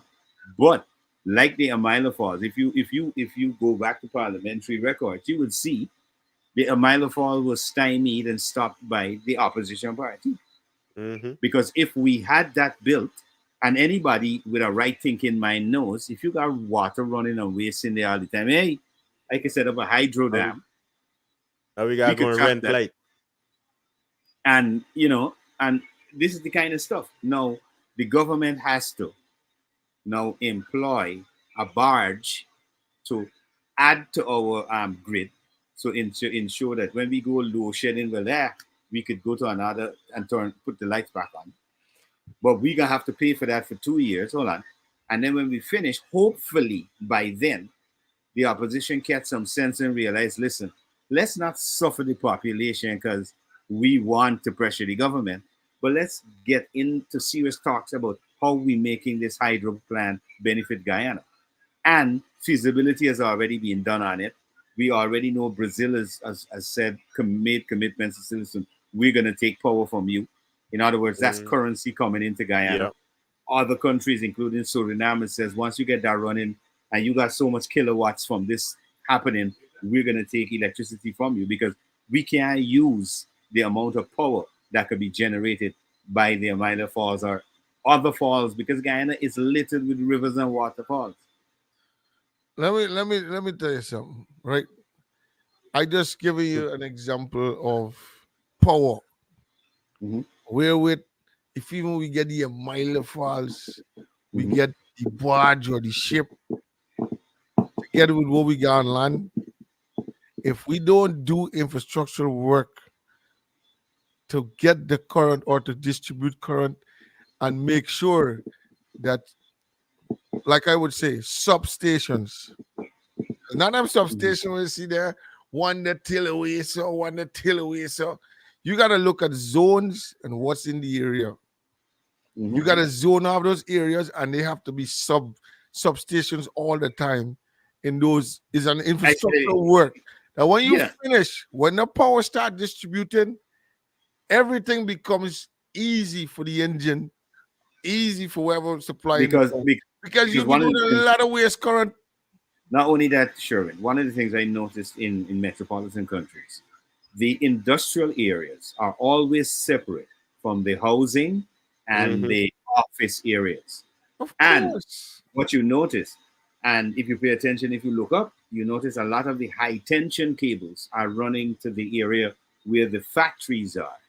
And you notice there are transformers and breakdowns going towards where the housing and the business areas are. So once you and that goes right back to what you were saying, Shirley. they have to understand the zoning areas because everything can go in every area. And this is what Guyanese also have to get in their head. You can't have a house you live in upstairs and a shop downstairs. If everybody, and we know that there's a norm in GT, everybody know that that's a norm. So we have to start thinking bigger. We have to start thinking outside of the box. This is how we generate business. Because if you decided to take that same money that you invested to build a downstairs and say whether you can turn it into a shop or a store, and you decided, okay, I'm going to look to invest in either purchasing a particular section of a building, if they do that in Guyana, because that's one of the things I noticed with Guyana is strange. Somebody will build a building, they will rent it out to several individuals, but they still want to own the entire building, right? And we know that, hey, you could literally sell parts of the building where you own that part of the building specifically. You are responsible for the upkeep of that specific part of the building, right? But we haven't again. We need to start thinking bigger instead of thinking in this way where we got to see everything happen right in front of our faces. If we You have see to it have, happen, for me, I tell you straight up. And you Mhm. see, this is how the whole system was captivate. Even when I was living in GT, Mhm. I could not have think out of the box many times. But they got micro governance is not something that should be happening if you want to have fast development and growth. Yeah. Even your transportation system, you got to look at those things because you got to know how to make your country run in a certain way of schedule. Make you gotta these are the things that, but in order to get these things done, a government most times would say, listen, you know what, we can get what we got to get from this revenue, and at the same time we can subsidize into this thing to keep it going so that we could get what we need from it on a yearly basis, quarterly basis, whatever it is that is decided. Because at the end of the day, you're governing a country in order to create a proper system or create things But like but but yeah, Sherwin, yeah. on the other hand to that, I've got to commend the present government because years ago they had actually brought in some big Tata buses to actually start the public transportation to solve that issue. All right. Now what happened was people will stand up, and this is something I personally witnessed. And I personally used the big bus because one, it was extremely cheap, and two, it was comfortable. But individuals looked at it and said, "Oh no, was the big shitty looking bus?" And they would look at that bus pass, and they would go into a way smaller bus, where the conductor telling you, "Smile up yourself," so they You could didn't put. don't pay bills. Bro, look, this is what I'm telling Can't you about. mix it together, my G. It's a mentality of the people. But First and no, Sharon, yeah. I go think ahead, man. one of the most important points you mentioned just now is when you was in Guyana, you couldn't think outside the box. Now you gotta ask yourself, how much people in Guyana ever leave to go and experience anything outside the box? But this should be We feasibility are so studies. comfortable. We're so comfortable. We haven't people in Letem haven't even reached Georgetown yet, right? People in No, Georgetown haven't even seen the interior yet. but let me be the devil's advocate here, Martin. You telling me Mhm. that you have to leave from Guyana in order to have a broader perspective of a system to make something better for yourself at home? That's what you're No, saying? well, Let if me give there's let me give nobody you teaching you, because let remember, me give you a systematic tactics that I'm about to use. Right now, Mhm. we know we have 5 boroughs in New York. Mhm. Right, they realize that people hardly traveling on the train. So the money, they ain't making the money they used to make before. There's a lot of people that is doing a lot of free rides and whatever. But in any case, they figured out, okay, all right, cool. You know what we're gonna do? We can strike a congestion issue. So now you gotta pay to go in the city driving. $15 every time you touch, as soon as you touch a certain amount of time, place in the city is $15. Boom. You realize that nah. I ain't doing this. No, for sure. When let me show you the biggest marketing trick that I saw in New York, and I laughed. And I said, look how nobody really picked this up, but this is a slick game. You know, when you talked about the transportation, you know what they did? At one point in time, they were doing it zone by zone by zone. For example, if you were going from Archer to where we were, right, in Queens, it was free. It was free on the bus. Yep. Right. What they did, you could go to the train station for free. You could leave the train station for free on a bus, right? But when you go to pay on the train, you're paying. Correct. Because the logic was, if you pay on a bus, your card automatically, as long as it didn't cover a certain amount of time, that same card swipes, it takes the same amount, the same toll that you pay. Yeah. It's the same toll that you pay to go to the train. Yep. It covers both sides. Interesting. If you come off the train, you could go into the bus and it covers, like you could get a transfer from one bus to the next. Correct. Because the same card actually could take you to the next bus. You don't have to pay an extra fee. Right? So now they realize that, okay, this thing kind of complicated since COVID and everybody fighting, everybody wanted, and they just jumping on the bus. We getting a lot of problem we don't want. This, all right, cool. But we know for sure that these buses running faster within a line.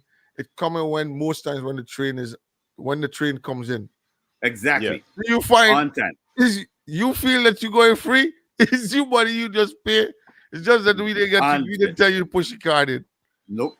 You understand? They got you. Already they done got you. But they know what's up. That's the tactics. Yes, but these buses, because these buses are what they call them, you gotta make sure that you come on that bus with a certain ticket.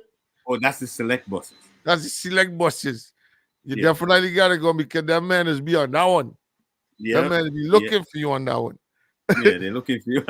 Those are the select it's buses. Understanding, man. It's hard sitting down and trying to figure out how you can deal with your people without the confrontation. No. Let me just make an example here, right? No, Barbados, right over about an hour and a half flight again. Yeah. Right. Barbados has an effective transportation system, bus system. Grenada has one. All right. Right. And these are little islands he's talking about. And they don't have the population. Not that Guyana got a huge population, but they don't have the population like Guyana. But they have an efficient running public transportation system. But you gotta push. You gotta push. No, but what this is my point. I do not subscribe to us having to leave Guyana to create a system that is effective for Guyanese and the transportation. You just have to look at the system, look at what is happening in terms of the minibus congestion and all of that, and just look at what previously happened in Guyana during colonialism when we did have the big buses running from the Stabroek Market location on time to different locations. And you who looking at them thing, Malachi? No, this is what I'm saying. This is what they have to do. I'm suggesting. No, they have to do that, but you're saying they have to look at which generation and population of the people looking at the Guyana. No, well, this is you gotta remember we kind of that way back, you know. Yeah, but this is why we got mayor and city council in it. The same people who've been in power forever. How No, it, are we no, gonna no, depend on no, these people to no, no, look no, anyway no, further? no. Listen. We have a new mayor, right? Listen, the last one was he was questionable. I mean, he used to say some things that used to take me back, right? But this guy, I haven't heard him make a lot of statements. However, Mhm. what I've what I did hear him say, it kind of it has a positive connotation to more of a development, looking at the city from more of a development aspect. No, I Mm. hope that is the trajectory that he's going in.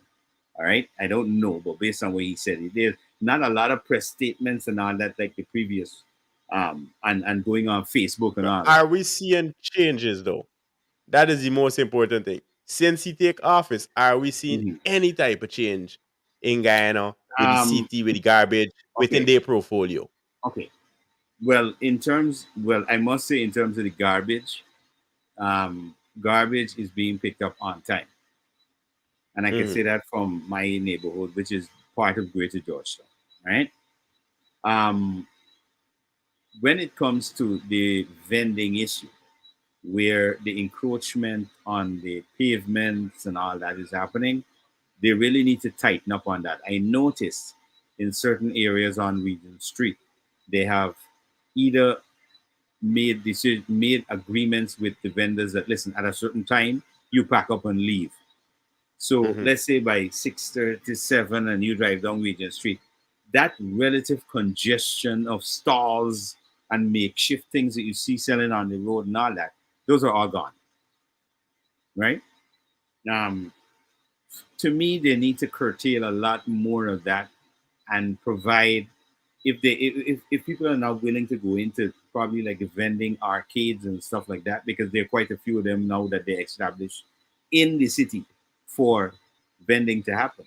But what happens is that the vendors don't make use of them, because if you're not on the front, as people say, nobody is seeing you. So Mm. people refuse to go to the back. And this is stuff that you could readily walk around in Guyana and see for yourself. For example, Yeah. where we got off the other day when you were in Guyana market, and the two of us went to Mhm. the interior and we came back. And we went to get some fruits in the market where we came off and that area towards the Linden car park area. Yes. All right. You would notice, as you noticed, there was a set of vendors along that whole area in front of the bank. Right. Mhm. Now they are supposed to be at the back at the fire station side on the right hand side in that whole area, but nobody is in there. That's a whole vending bazaar in there that's empty, because they Mm. refuse to go to the back there, because they say, oh well, people ain't coming off the road and go to the back there. But the whole idea of having those business places in there is for you to be able to attract people in there. That's the whole idea. Not for you to decide, okay, well, if people ain't see me, well, they ain't coming to buy nothing. Obviously, people know that's the vending fruit market. They have to go in there Yes, if they're they're going going to to get back. fruits. Mhm. Exactly. So you have to be able to present, or what we call display, your products in such an enticing way that people want to come in and buy the product. This is 'Cause where we lack the whole marketing, you know, that marketing aspect of the thing. Everything is a rub down, shove down. You put a crocus bag on the ground, you throw all the provisions on there, and you dash a cardboard pack in it that says $300 a pound, and that's it. This is how we operate. Let's be real. This is what we're talking about. We have to grow our mindset. Remember the other day, Martin, I was telling you, what about if they looked at Stabrook Market, refurbished the inside, kept the Mhm. old colonial Victorian architecture The on the look. outside, the look, made it air conditioned. All right. Only certain types of things can be inside of the market, because remember, you don't want it to smell foul. Yes. Right. Even if you have meats and fish inside, they have to be properly prepared, cleaned, and presented on ice. And in those areas, you have extractors to pull that kind of air out in those areas, It's like a right? proper market. Yeah. There's a proper market. Now, this is stuff that we really have. This is now this is where we have to zoom in on the mayor and city council. Where is their vision? Because just like the president was in New York and he was able to be all these buildings and stuff that in terms of infrastructure that he was showing to the Guyanese public, he was able to get 3D models and show you from where to where these roads will be running. They will be setting this, they will be building these bridges. All he was able to outline with a 3D model. You're telling me the mayor and city council couldn't outline a plan for the next couple of years and do a 3D model of if you're going to be voted in, Malachi, into a system, right? I believe you should come with all these things in hand already. Because how we voting in somebody and they hand empty, their brains empty, right? No, it just talks. You can't. Comes back to feelings. You have to feel something to say it, eh? So we can't function a society based on feelings, whether it comes to land, whether it comes to the market system, whether it comes to the governance system itself, right? A country can't run on nobody feelings. Exactly. It's not about feelings. So it's about the structure. How is it possible that we have anybody in any office based on feelings because you felt like this person is suitable? I can't feel you suitable. I have to know that you're suitable. You have to come with your qualifications. Did you study economics? Do you have these ideas? Let we see, like the manifesto, like you mentioned, the parties is put out every election. Where is everybody manifesto, not just the government manifesto? How we know what is your ideas for the next 5, 10, 15 years, however long you choose to sit down in that seat? We can't feel that you know it. You see, one of the things too, when and this I mentioned in our previous conversations, we got to look at the legislation and the legal system, because if there are no penalties for government officials, politicians, when they make promises, they go in there, they misappropriate, they embezzle, they do all these things, and they're able to come out without proper audits. For example, one of the things that I know Guyana Parliament has is that you have, when you get into Parliament, you've got to have a declaration of assets. All right, when you get in. Now, what I'm wondering is everybody's looking at all these politicians, everybody's jumping out and saying, but when this person went in, they didn't have this and they didn't have that. So where is the institution or the body that is empowered now from the Auditor General's office we're talking about? Because once you're auditing everything in Guyana, this is your job. You're auditing the monies in Guyana. So if somebody goes into Parliament, and before they got into Parliament, they had one car and a house valued at $5 million. And when they leave or halfway through their tenure in government or in Parliament, they end up with a $30 million house with businesses and cars and all kinds of stuff. Where is the audit on where did you get all of this stuff suddenly?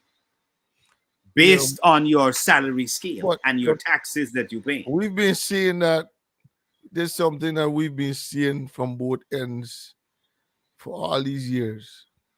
And nobody is trying to hold the other accountable, because when one person, one side get in, they're saying, okay, it's my turn now. So if I try to get too complicated with you, then it gives you the right to. So when you come back in, you get complicated with me. So everybody's that part is understandable, right? That part is understandable, but that is not their job to hold each other accountable. It's not. It is the people's job to hold the people that you put in place accountable. You know, I don't understand, Martin, how we argue, fight with each other, and be angry with each other, and all these different things. And we as a people, and you can't come together for one thing. Good government take over. We have no power whatsoever. We have nowhere we incompetence, bro. It runs from top to bottom. It runs from top to bottom. The How? Let me teachers ask. rather sit down at their house, knowing very well that they're making little bit to no money, and then wait until a couple people comes up and say, well, them ain't going to protest. We going to walk over here. We ain't coming out for the politics of it. We coming out for the entertainment. Yo. So everybody gonna come out and walk over here by this office and that office, and then the teachers yet ain't get no money. So they're going on strike for the second time in what, 2-3 No, months? that's Incompetent. yeah. Well, you know, that's something in a sense a gimmick. Again, the gimmick of not I showing can't have serious. the educator. But that's what I'm saying. I can't have the educated in feelings, those kind brother. of position, you're not supposed to be serious things like that. Is no gimmick in the whole game. You got to make sure you come out and make sure that because of they are serious, the way you operate, everybody is gonna be holding behind you to say, you know what, we got to stand up with these people. You know, because I'm sure if it was to an extent so impacting, there might have been so much more normal citizens coming out, parents coming out, and all these different things. And Sure. I gotta say this, right? I gotta say this, and this is something that a lot of can't gimmick Guyanese. on the thing. You got to make sure you're strong, No, and you it's not. can't you can't wear the thing also. You can't wear the thing on let a me tell you. Let me tell political you. side of Let me things tell or you. whatever. You got to come No. out as Let me tell you what you call in the gimmicks. The gimmicks is how they behave with something that is very serious, Mhm. right? Now, like Martin rightfully pointed out, you have a very serious matter. Okay, you're arguing that, okay, we should be paid more. All right. My thing is, if you are saying that you have a functioning educational system and you are putting in so much with the students, answer the question, why does Guyana have so many functional illiterates? what you mean functional? Did you mean Bro, this is straight up. Done This is stuff straight running up. things, G. Hold on. Done stuff in office. who is functioning? Hold on. Let me explain to you what is a functional illiterate. All right. A functional illiterate is not somebody that can't read or write here. I understand. A It's functional somebody that illiterate. wants to make you feel that you supposed to be stupid enough to No, listen to them when they're they ignorant. they are functioning in a position really that they're not supposed to be in that position. And very often we find that in Guyana because they are what we call functional illiterates. This is why we have this thing in Guyana where people is holler and tell me if I'm wrong. Oh, he been there long, man. He entitled to a promotion. Where in the world Promote are the you? home. You are entitled to a promotion based on how long you have been in one particular position. Exactly. Where? Because I know if you've been in a company, the objective is to get promoted in that company over a period of time, not to Mhm. remain in that one position forever. Ever. Okay? So, I mean, this is where, again, is a mindset thing. And this is something that we know as Guyanese is a fact. You hear it every day. And if you, again, my question to the teachers, and this is not to knock at any teacher, but this is just this is cause and reaction, action Mhm. and reaction. All right. If based on what the claims are by the leadership or the leadership of the union, that so much is being done in education for the students, because remember, the end result is what shows your input, is the end result. All right. So based on the end result, if we have so many functional illiterates, explain to me, right? Because we know this, I know this is a fact. I know as a fact. I know young ladies who went to the University of Guyana and come out of the university with degree. And the only degree they know about is the under the table degree. All right? And this is facts. I know this. And if somebody wants to say, well, let's take it to court or whatever, yeah, let's do that. I know that. That's a fact. People I know have told me, well, that one there, oh, they didn't do that. They didn't even do, they don't know the subject matter. And I know. Have you noticed every minister that goes into office suddenly graduates from a college or a university that doesn't exist in Guyana, but they're in office every single day, campaigning every single day, but never attend the university that they're signed up for in the UK, in Canada, in Jamaica, in America. No, well, this is why. You remember when we had that show when we were talking about Batty Lions versus the actual word Banty Lions, right? And this was actually said in Parliament, right? A minister who, I know, I mean, not particularly liked, you understand, by yours truly. I mean, that's straight up, you know what I mean? Went in Parliament and said Batty Lions instead of Banty Lions. Listen, I don't mind you trying to. I like when people are trying to be great orators in the use of language, but you've got to stay in your lane. in layman terms, you know, you've got to stay in your lane. Because trying to go with terminologies that obviously individuals in Guyana ain't familiar with, as though you're in the English Parliament, it makes sense in my books. In my books, it makes no sense. This is why I respect certain people from back in the day. Like I respect people like Chetty Jagan and his speeches to the Guyanese people. I respect speeches made by the one of these previous ministers as well. Used to give some really inspiring speeches. I respect this guy from the PNC who was the finance minister, a very short guy. I'm forgetting his name. I'm going to remember it Greenwich? just now. Yes, Carl Greenwich. I respect Carl Greenwich for his knowledge, all right, and his ability to be an excellent diplomat. And this is one of the things that, you know, I mean, I think a lot of people overlook.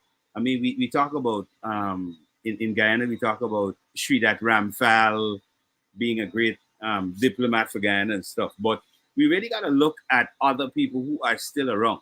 And that guy is still around. Carl Greenwich, I think, has proven over time because he has been able, and this is what I call an excellent diplomat, Sherwin and Martin. Somebody who, and let me use layman terms now, because I don't want people to get lost with my perspective. When you're slick, like Isle, you're a diplomat. You ever tell you, when you're slick, like Isle, when you could slip from one side to the next side and back, and you have cordial relationships with everybody, you are a diplomat. Is a boss. You is a boss. You understand? And this is why I respect Carl Greenwich. Carl Greenwich is able to slip across and work alongside the government based on his what? Knowledge. Knowledge. But and this is why I realized that this government is I don't know if it is a strategy. I don't know if it's a strategy. It's a strategy. But what I'm saying, they are very open to anyone they know that has knowledge. Quickly, they would say, "Yo, yeah, come on, I want you to come on board." Wop, wop, wop. That's how it's supposed to be. No, this is knowledge in a certain area, a certain sector. You So gotta now, you gotta be connected. No, you gotta be connected politically. But I don't know what's the long term. But at least in the whole sense, they're trying. Because I think there's a lot of things that they want to be in that kind of a line to make sure they connect the nuts from someone that has that knowledge. They connect those nuts that they're supposed to connect correctly. So they're trying to make sure, okay, yeah, he's the boss, but still, I want to make sure I get I, this I, I, knowledge. I, I'll tell you what it is to me, Sherwin, and this is how I basically see it. It's a game of chess. Mm-hmm. If That's what if I'm I am saying. if I'm in a game and I have an opponent over that side, and they seem to be quite an opponent, we've been jostling for a while. My objective would change from trying to immediately defeat this opponent to I gotta try as much as possible to weaken and neutralize eventually this Yep. opponent, which would be a political strategy, which would be, in our case, the ruling party is using a particular strategy, which is to first weaken and to then neutralize the other party. And it's happening because what they have done immediately, and you can see this, and this is being happening over time, they have reached out to certain people That's in the probably opposition yeah, and offered them to work with them. I'll come and take this job. You will correct. be working alongside this person. All right. And they are, for example, if you even go back like maybe a couple of weeks ago when there was this issue with Figueroa and the president shaking the president's hand, and there was a big uproar from the opposition leader about that and da da da. And the PPP did a very slick, like I tell you, this is where you have to strategize, a very slick move, right? They decided, okay, hey, why are you beating up this guy about shaking the president's hand? I mean, listen, this guy has a lot to offer. He's a youth. Maybe if he's thinking about coming over, hey, you're welcome over this side here, bro, because we're looking for people who have, that Like drive. you. All right, which really it is. I mean, and this is in no way to knock at the present government, but it's a political strategy to neutralize your opponent, and it's a strategy. It's out there. It's not like rocket science. We're not square rooting two, Well, and then that man in ain't scared or they're not too shy. That man bold enough to say, listen, is either yes or no.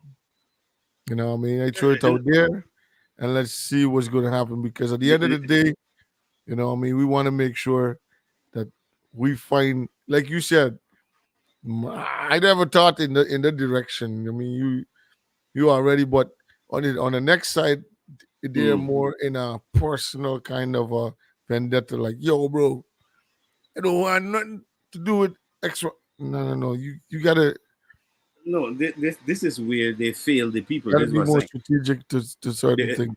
this is where they fail the people. This is where So, the ruling party takes advantage of strategizing, and this is where strategizing is important. And you mhm. can't strategize by using race. Race is not a strategy. Especially in All right, Guyana. in Guyana it can't work. A strategy is you got to look at it, a simple thing to look at if you really want to create a stir in Guyana is how are we addressing the issue of um, the world economy is changing, inflation is high, and we're not talking about just in Guyana, we're talking about in the world. But what is the government doing to mitigate that, not in terms of taxes, but in terms of price control? Hmm. Mm-hmm. All right. Where is the other? Remember, we said this on our program the other day, Martin. We noticed it because after we started talking about the price control, we even mentioned the speedboats because we were on them when we went into the interior and they were varying prices on them. And then I noticed a PSI came out on radio after we spoke about it on our radio program. All right. That says, that outlined the prices to go to different areas when you get to the Perica Stele. Mm-hmm. All right. Then that came up. That should not have been something that you then do because the boat operators were raising prices arbitrarily. That's not something you should have done then. What you Yeah. should have done, you should have had a mechanism in place that says this is the fare, and if you were balancing the fare reduction based on the fact that they're getting a reduction in their taxes on the fuel, which the government said they were doing, why would they have a need to raise the price? Yeah. Because you're being subsidized through the fuel. So because the prices are being kept stable, and this is one of the things that Guyanese don't understand. If you look at the price in Guyana versus the price in New York for gas, you're gonna jump. You understand? Because although it's $3 and something, when you do the comparison in Guyana, you're paying way less in Guyana for it. Mm-hmm. I'm telling you this, and this is a fact. You can do this on your own and do the comparison. So I we will we take we are not understanding the the equation, and the government really needs to look at the area of price control board, and we're talking across the board, not in terms of just transportation and the prices on the minibuses and the taxis, because this is one of the things we spoke about as well on the show. And we brought it up because a lady posted it on social media where she was abused in a taxi from Woodlands to Medical Arts. Hmm. And anybody who's Guyanese know the distance between Woodlands and Medical Arts. You can't tell nobody no $2,000. Don't make sense. You understand? That don't make sense. You know what I mean? You telling me $2,000 maybe to the bridge, to the Harbor Bridge from Georgetown, but you can't tell me $2,000 from two or three corners, 2 blocks, 3 blocks away, and you telling me $2,000. And this is some of the what is price gouging kind of things that happen, because what they feel is that once somebody looks a certain way, oh, they must be come back from foreign, so they got it like the $2,000. You know, so you've got to regularize a lot of it. You can't, although somebody might say, okay, I got my own private taxi. Okay, no problem. You got your own private taxi. But you have to set up a mechanism where if you say this is the price and they go beyond that price and somebody reports that, you lose a point off your license immediately. And you got like 10 on there. So They got if a you point make, system in Guyana. no, they don't. And this is what we're talking about Yes. regularizing certain things. You No, have to point system. put point systems on these things. For example, you got 10 points on your driver's license. You get caught in traffic infractions, you're taking points off. You, for example, you drive in taxi and you abuse a customer, you overcharge, and a report is made and it's investigated, you're found guilty, a point comes off, or 2 points, based on the level of the infraction. Sooner or later, you realize, oops, you lose 10 points, you no longer can drive. You get your first probationary period, you get 6 months, no driving for you after you lose your 10 points. When you get it back, you only get it back with 1 point. Yeah. Any infraction after then, it's gone for good. Because you got to drive clean for a certain amount of time to get it Exactly. cleared off. So we have to implement stuff that can keep these people in check. Because, for example, the other day it had what? Yesterday, Yeah. 5 people. A matter of fact, last night, like I'm saying yesterday. Yesterday into today, 5 people died on the Linden Suzdike Highway Head in on, bro. head-on collision. Head on collusion. Now, how fast were they going? Because a vehicle, the manual tells you there's at a certain speed, and you apply the brakes, it can travel for a certain amount of feet before it stops. Yep. How fast were they going so they didn't see each other coming head on, so you could match brakes?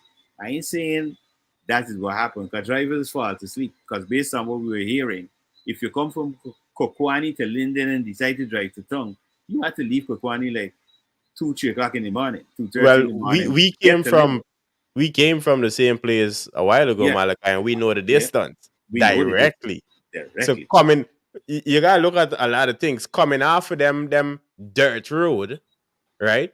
because all the road ain't good coming down from Kokwani side. It's not Nope. nice and tar up.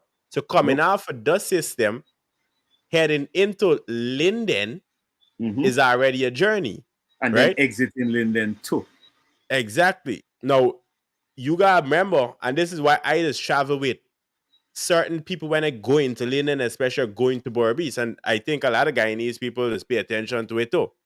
Mhm. If you can't tell me how long you've been driving on the Linden Highway or on the road to Borbees, me and traveling with you. Mm-mm. For instance, a lot of Lindeners would tell you, I live in Linden long. 30 years I dep on this road traveling. Here's what, let me go long. How much you discharge? No problem. Let's go. Mhm. Because I know you now have 30 years of experience. Mhm. You understand On me? that particular road. And that, however long that road have been in place, you was traveling on it. Mhm. So I feel more safe. And Malachi, you would have noticed this. Anytime we traveling and I fall asleep, is because I'm comfortable in spirit Mhm. more than I am in flesh, right? Because if I feel in my spirit, yeah, you focusing, I can take me time and go to sleep. I can be relaxed and everything. But if I know Yes. that you ain't paying attention, I the opposite, like me, you driving together, and I Mhm. watching the road and I looking at you to see if you making any mistake, because I know if you make any mistake, because of my little tactical skills, even though I don't drive, I could then hop in. It might sound bad, but I can hop on your lap and I can take over. I can Yes, pull right? the handbrake. That's what I can do. If I'm Aye. next to you, I can just reach down and pull the handbrake because I know they're gonna cause some stalling. Good. And if you notice, anytime I travel, and even in America, I don't sit on the side that the driver's on. I Mm. sit on the opposite side. So I must be paying attention to where we going. You understand me? I Gee, must I know don't well, make, you this whole you actually, I can't don't stop. make it worse to the driver, but Mazda back, not me. that He's the driver. backseat, Mazda backseat driver. Man is back again. You driving while you driving. You know.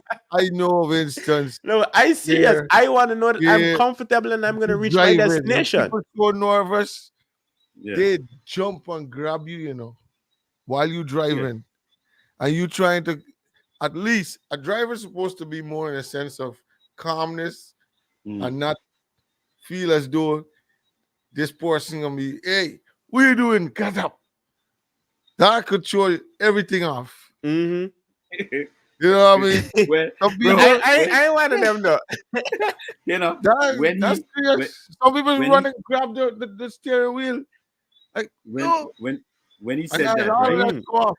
There's a fact. You see what Sherwin saying there about people That panicking to thing, that that thing degree, caused a lot of accidents, a lot of accidents. bro. Well, let me give you the worst scenario you will. My experience, right? Worst scenario. It's not on the ground. It's in the air. Mhm. So I'm going from Suriname to Manaus. Let's the understatement of the year is that it's a small plane because Cessna. it right exactly. It's like one of them. It just be below the dash 8, just smaller than the dash 8. Mm. And we head into Manaus. Bro, we're going good skies, everything nice. Then the pilot says, ladies and gentlemen, we may be facing some turbulence. Now, this is the thing I don't like. This is the thing I don't like about traveling with certain planes and certain pilots. Because pilots is really make the thing sound nice and comfortable, right? We Mm. hear the laugh. The man says, we can be facing some turbulence, right? So I'm expecting the plane might be rattling, might blah, blah, blah, blah. And that's the turbulence. Bro, we hit what I later understood was like what is called like vacuums, right? Mm. And it's not a big airline. So because it's small, it's gonna fall Yeah. into the vacuum Fuck and you. come back up. Bro, I'm telling you. You see, the first time this plane did drop, it's not like when you're in a big commercial airline, because the commercial airlines also go through the same thing, Yeah, but yeah, you're not gonna Yeah. feel it You ain't gonna feel because it it's as bigger, much. right? Bro, you see when it did the first one, I was like, the first, I knew that was about 50 feet. We just literally just fell Mm. 50 feet, right? I'm like, okay, not bad. because in the 50 feet, you know, like you could literally feel yourself just Oh, wow. the skin of your pants just is off the seat, right? All right, so I'm like, okay, there's a bit of turbulence because I held on to the arms, the armrest, and everything. I was able to secure myself. Plus, I was strapped in properly. I was like, all right, that's good, bro. The next two, everyone, all the women on the aircraft had one hysterical screaming because the plane literally, bro, fell to the point where I was off the seat for a little bit, and after like maybe like I would say a second and 2 milliseconds after, I was feeling weird, like I think we falling too much, Mm. right? So I was about to get to panic mode when we kind of we catch yourself again. I was like, if this gonna be the flight right through. No, seriously, at that point in time, I made a You gotta take promise. over.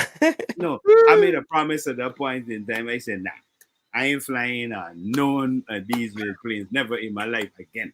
But Mm. then when I went to New York the other day, well, you know, my bro is a pilot. He doing the pilot thing. He doing the little Cessna.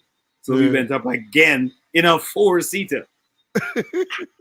But we didn't get none of the trouble. I mean, luckily. But it's that kind of stuff, bro. When people get into a situation where they that they haven't experienced before, they can panic. And Yeah, some yeah. people like True. the back seat driving or the passenger seat driving. You know, they can be So driving and see, do some good. for me, it's not even experience, it's control. Because Mm. I'm not in control and I got Yeah. to put me faith in you hand. Me here to know how sturdy you hand is. No, well, you ain't gotta worry. It's like, Just now they're bringing out autonomous vehicle, no, so but you ain't gotta worry about even that driver. does worse because now imagine me, you get a problem and you hack me car and I just gone on the U system. Yeah, That's like the first I experience can't I had. trust it. That's like the first But experience I had where the whole street telling me, "Why you boys cut a nice hair, boy? The man doing a good job." And then I gotta go and sit down for the first time. We he cut cut my you hair. So you like this? We do that, boy. Let's see. And the man get more and more mad because you got no control, bro. Whatever come out is that's what That's that's what what you you gotta get take. it. That's what you get in. You Yeah. gotta take it. Yeah, but you know, those are some of the things that are you know experiences that we all have.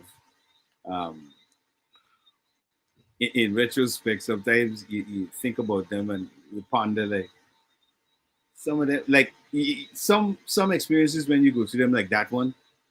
When I look back at them, like, did that really happen? 'Cause Mm. Yeah. you're thinking I could have dared, like Correct. I could have gone missing right there. You Yep. understand? You know, That's and like they got so many. my job with the train. There was one day when I know for sure there's a man right in front of me. Mhm. I behind. And for some reason, he, sometimes unconsciously, especially Mhm. when that man is senior man, unconsciously that man just feel like, oh, just do what they're doing because it's not unlike a norm. Mhm. I don't know what in my head turn and say, bro, just grab this man, bro. Because he just step out the door because we on the right away where the train's passing. He just step Mhm. out without any consciousness of maybe thinking that Where we train going? no, the train might be passing. Mm. And in my own mode, it's like I ain't hear nothing, I ain't feel nothing, but in some kind of conscious, subconscious mind, something say, bro, this man gonna walk straight out and bam, I just grabbed Into it. the train. He's like, how you do that? I said, and then he's still arguing, No, Mhm. I wasn't gonna. I said, bro, but She was it's just, yeah, it's that kind of reaction all the time because these things happen all the time, bro. These experiences is like life and death. Like, yo, for real, that just happened. You Yeah, know what I yeah, mean? yeah, yeah, yeah. But some people I know put themselves in jeopardy. Like I see a Rasta man do a thing a day. I was like, Rasta man, you really desperate for a number because yeah, seriously, he on one side of the platform, and I talking about we down Halsey, right? Yeah. This guy look across, see the girl. Hey, I want to holler at you. She says, okay, well, come holler at me. Instead, he go around and down the steps and up. You know, I just decide Over. I ain't even worrying. You know, I do over the train. There, the train lines come up, jump up. Next platform, collect a number, see the train coming, and run back the same way. I was like, yeah, my bro. Yeah. You're good. You're good. You're good. You're We're good. back to catch the train. You know, I run back on the other side on the train line to go catch the other train coming on the other line. I was like, Yo. you dying for a number? I'm telling you, man. You know, it's crazy, bro. It's crazy. It's crazy. It's crazy. But we had an interesting conversation tonight, where politics meets entertainment. Mhm. Um, I think I think before we wrap up tonight's conversation, I gotta emphasize this whole meeting of political commentators or political players with social media. Yeah, Um, this thing is that killing G, man. is a crazy thing happening in Guyana. It's killing G. Um, I haven't seen, for example, Mayor Motley on the marketplace. I don't know. I could be wrong, but I know Market Vendor is one of the big Bajan bloggers or whatever from Barbados. I Mm. haven't seen Mayor Motley on his show or on his live.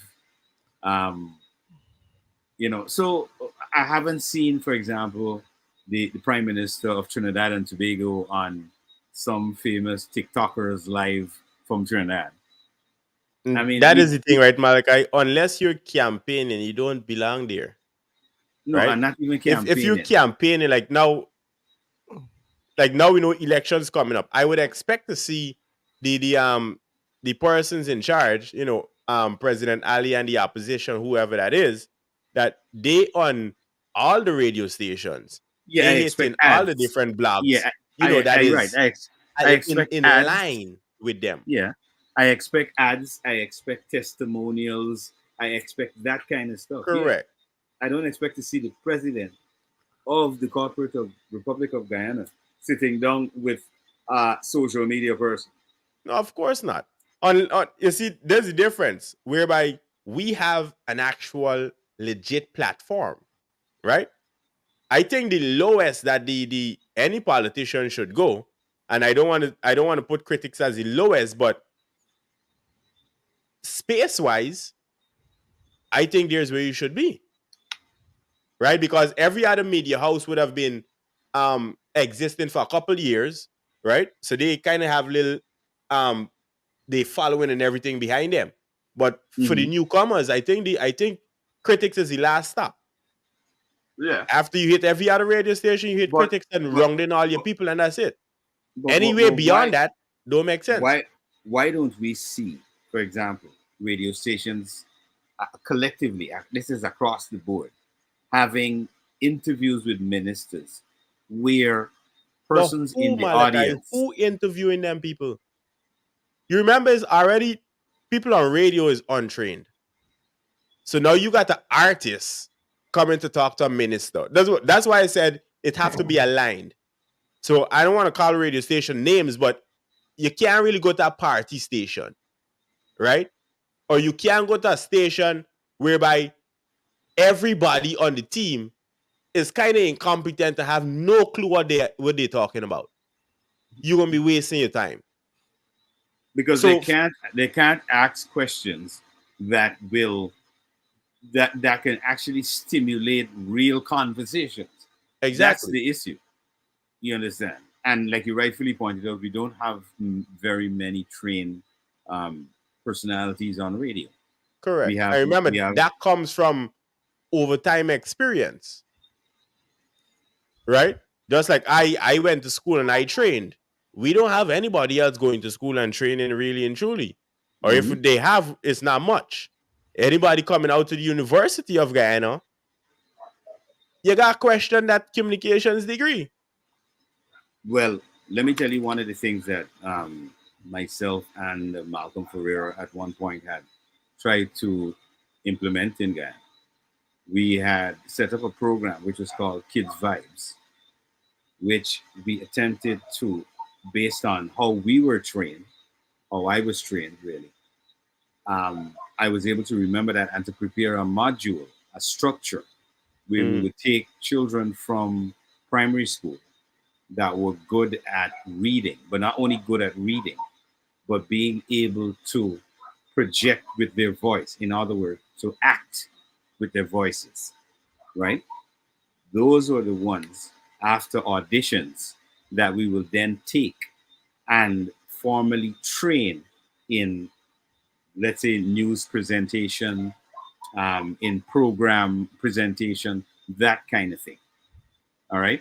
So that you groom them from a very early age so that you can get them into that personality type that they will then develop based on the guidance. All right.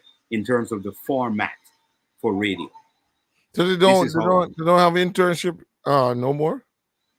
they really what we do in Guyana and I don't know call if they ever had internship. internship.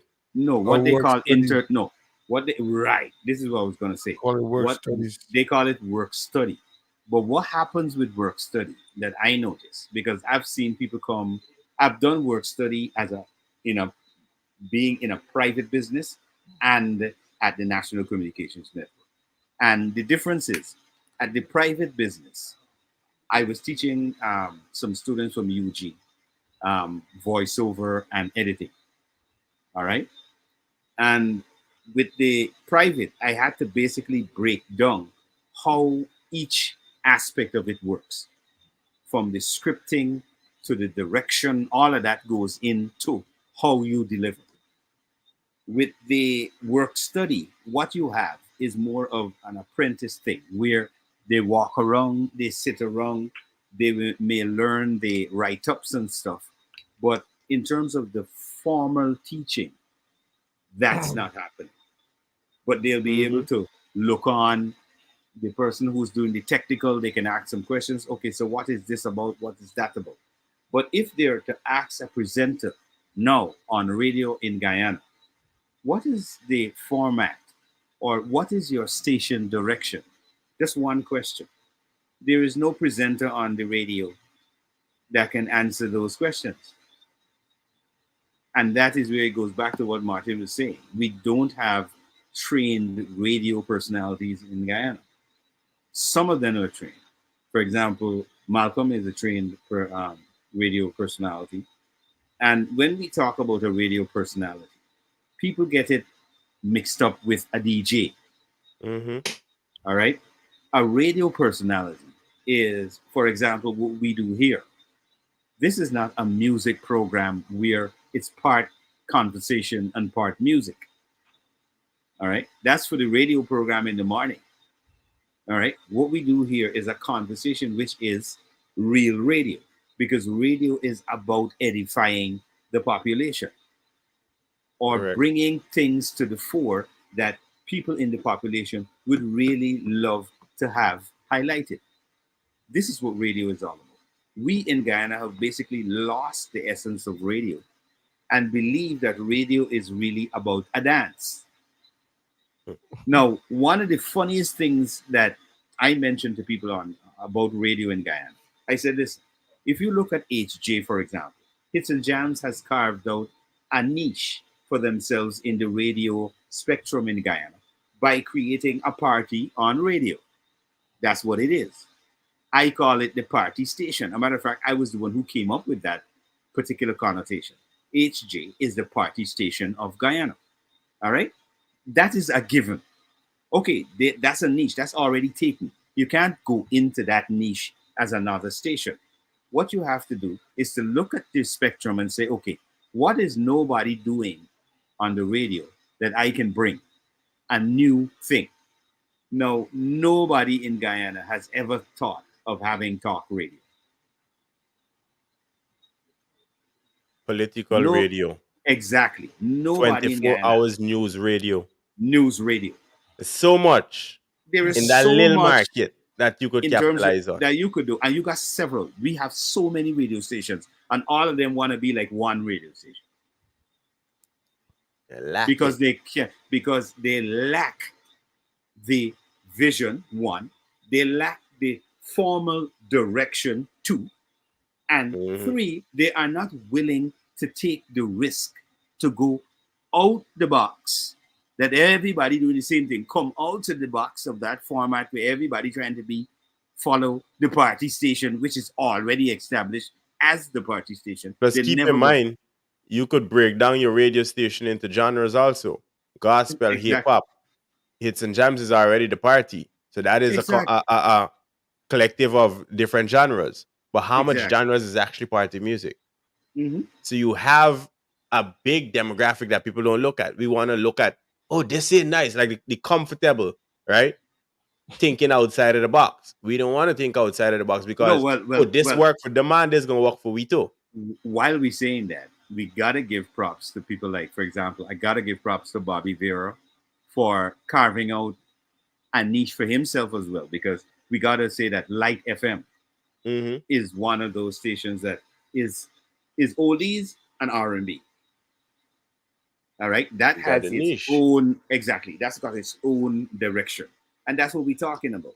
Stations in Guyana have to understand that you got to bring something to the table. It's not just about going on there and okay, hey, they got the latest this, they got the latest dance, they got the latest pop, they got and they're just pulling from everything. Yeah. It doesn't work like that. It's like back in the days, I could have conked on channel 6 to bring that announcement. Yeah, Right? Shama You used to know bring for sure. yeah You're at gonna a certain time. if your family dead, you can find that information across Guyana on channel 6 once you could catch your channel. Channel 9 too. Well, all right Channel then. 9 same thing. Same thing. For currently NCN, I think it's channel 11, right? Yep. We know well we could find Good Morning Guyana on there. But after Good Guyana Morning Today. Guyana, The Guyana Today show. Mhm. yeah, sorry. Guyana Today show, right? Mhm. We could find that on there. But after that, what else do we have? When do we find the traffic? When do we find the news? You understand, man? When do we find the politics stop? Elections about to happen. Well, the funny thing about it, Martin, that you mentioned that when I heard about the eyes in the skies, I was very excited because I was like, okay, this sounds as though, based on the fact that we have this bumper to bumper traffic issue in Guyana presently, You they're thought going to it be would help looking. you. No, exactly. I thought they were going to look at the issue and say, guys, let's take some of that information because if you got eyes in the skies, you're going to be able to monitor traffic using which road. Yep. And you can then relay that information in real time to your headquarters, who would then call into the station in a specific time slot where you have program time. And you come into the station and you say, today's road, or let's call it the road report. All right. Today's road report, if you're coming in from Mandela Avenue from Vicinjon Road, there is tight traffic. It looks like it's going to be tight from around 8 to 8:30. So if you're coming into that vicinity, you can use Hatfield Street. Da da da da da da da. I'm thinking in that perspective, like, yo, I get it smart. You better off finding that information on somebody's social media. Why is they cussing out somebody else? Well, I mean, I know a simple. If you go to Trinidad, they got that going on the radio. If you go to Barbados, that is something I knew used to go on the radio. In most developed places, they have a system. It's a simple system. Well, we're talking about islands here, bro. Because I know in the morning report, they used to tell you what was going on the Spring Garden Highway in Barbados. Whether it was bumper to bumper, if you needed to go around, go around. If you're coming out from Black Rock or Christchurch or St. Michael's, wherever you're coming from, they had directions of how you could ease the traffic, relieve yourself from the stress.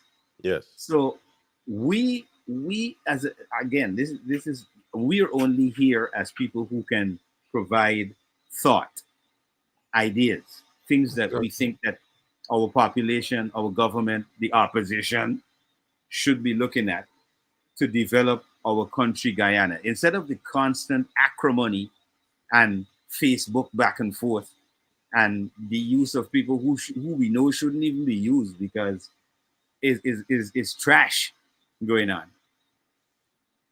We need to have formal things done. And in order to have that formality, we can give you all some ideas because we know that we're lacking brains.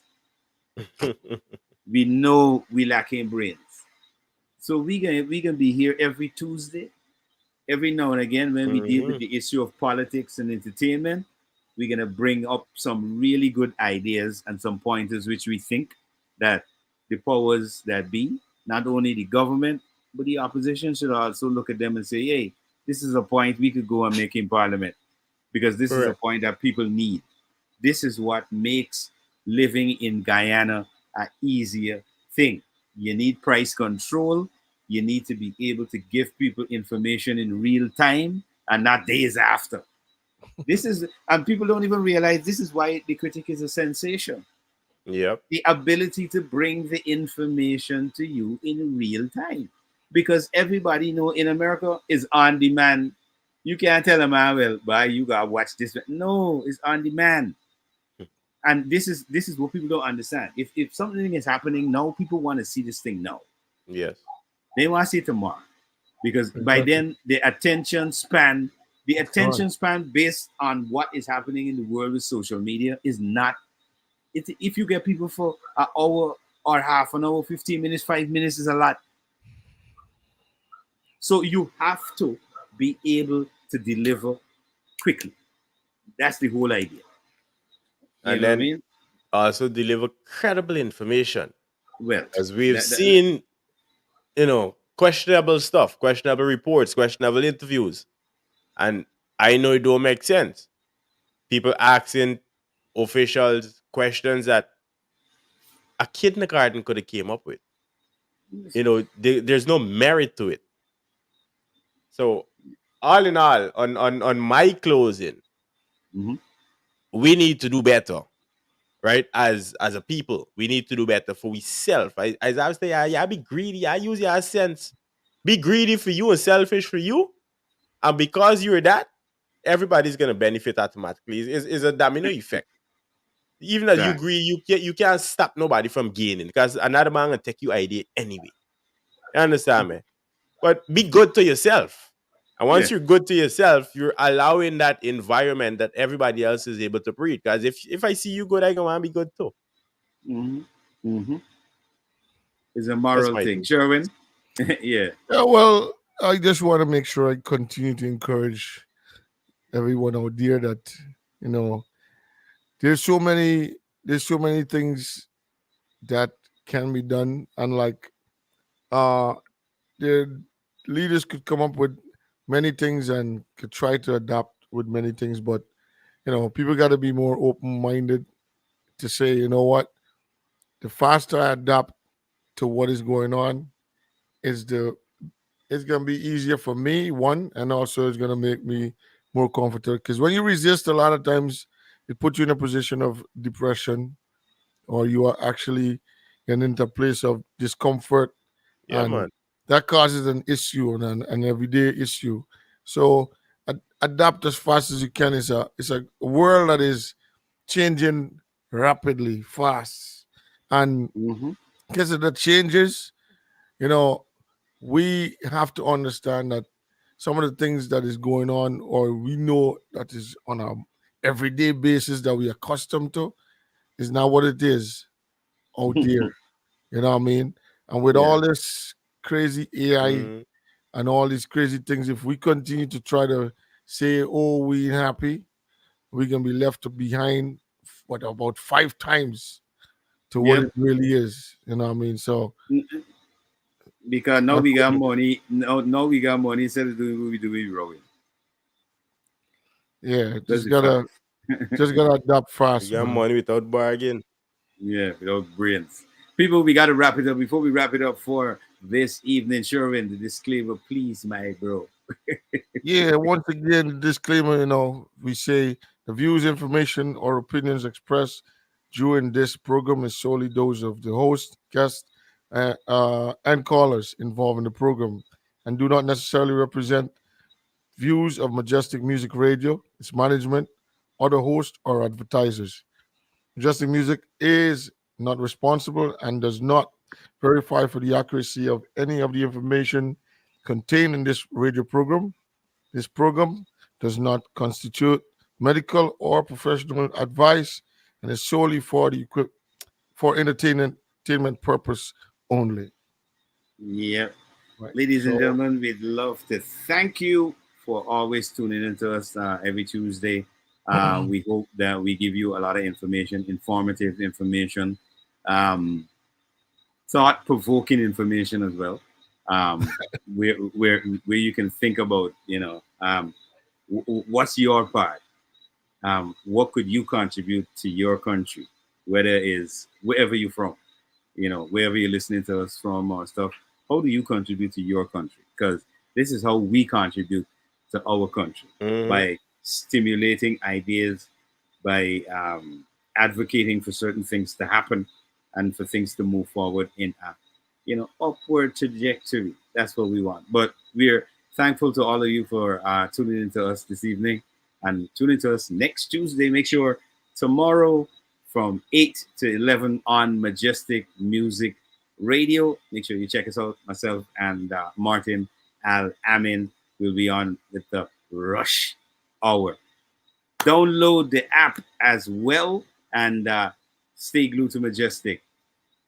Have a great rest of the evening. Guys, Yeah, bless up. man. Yes, sir. Peace, bless. Peace Mhm. out, brothers. Y'all be safe, man. Listeners, enjoy y'all night. Yep. Good night. Stars among stars. We, lights, camera, someone.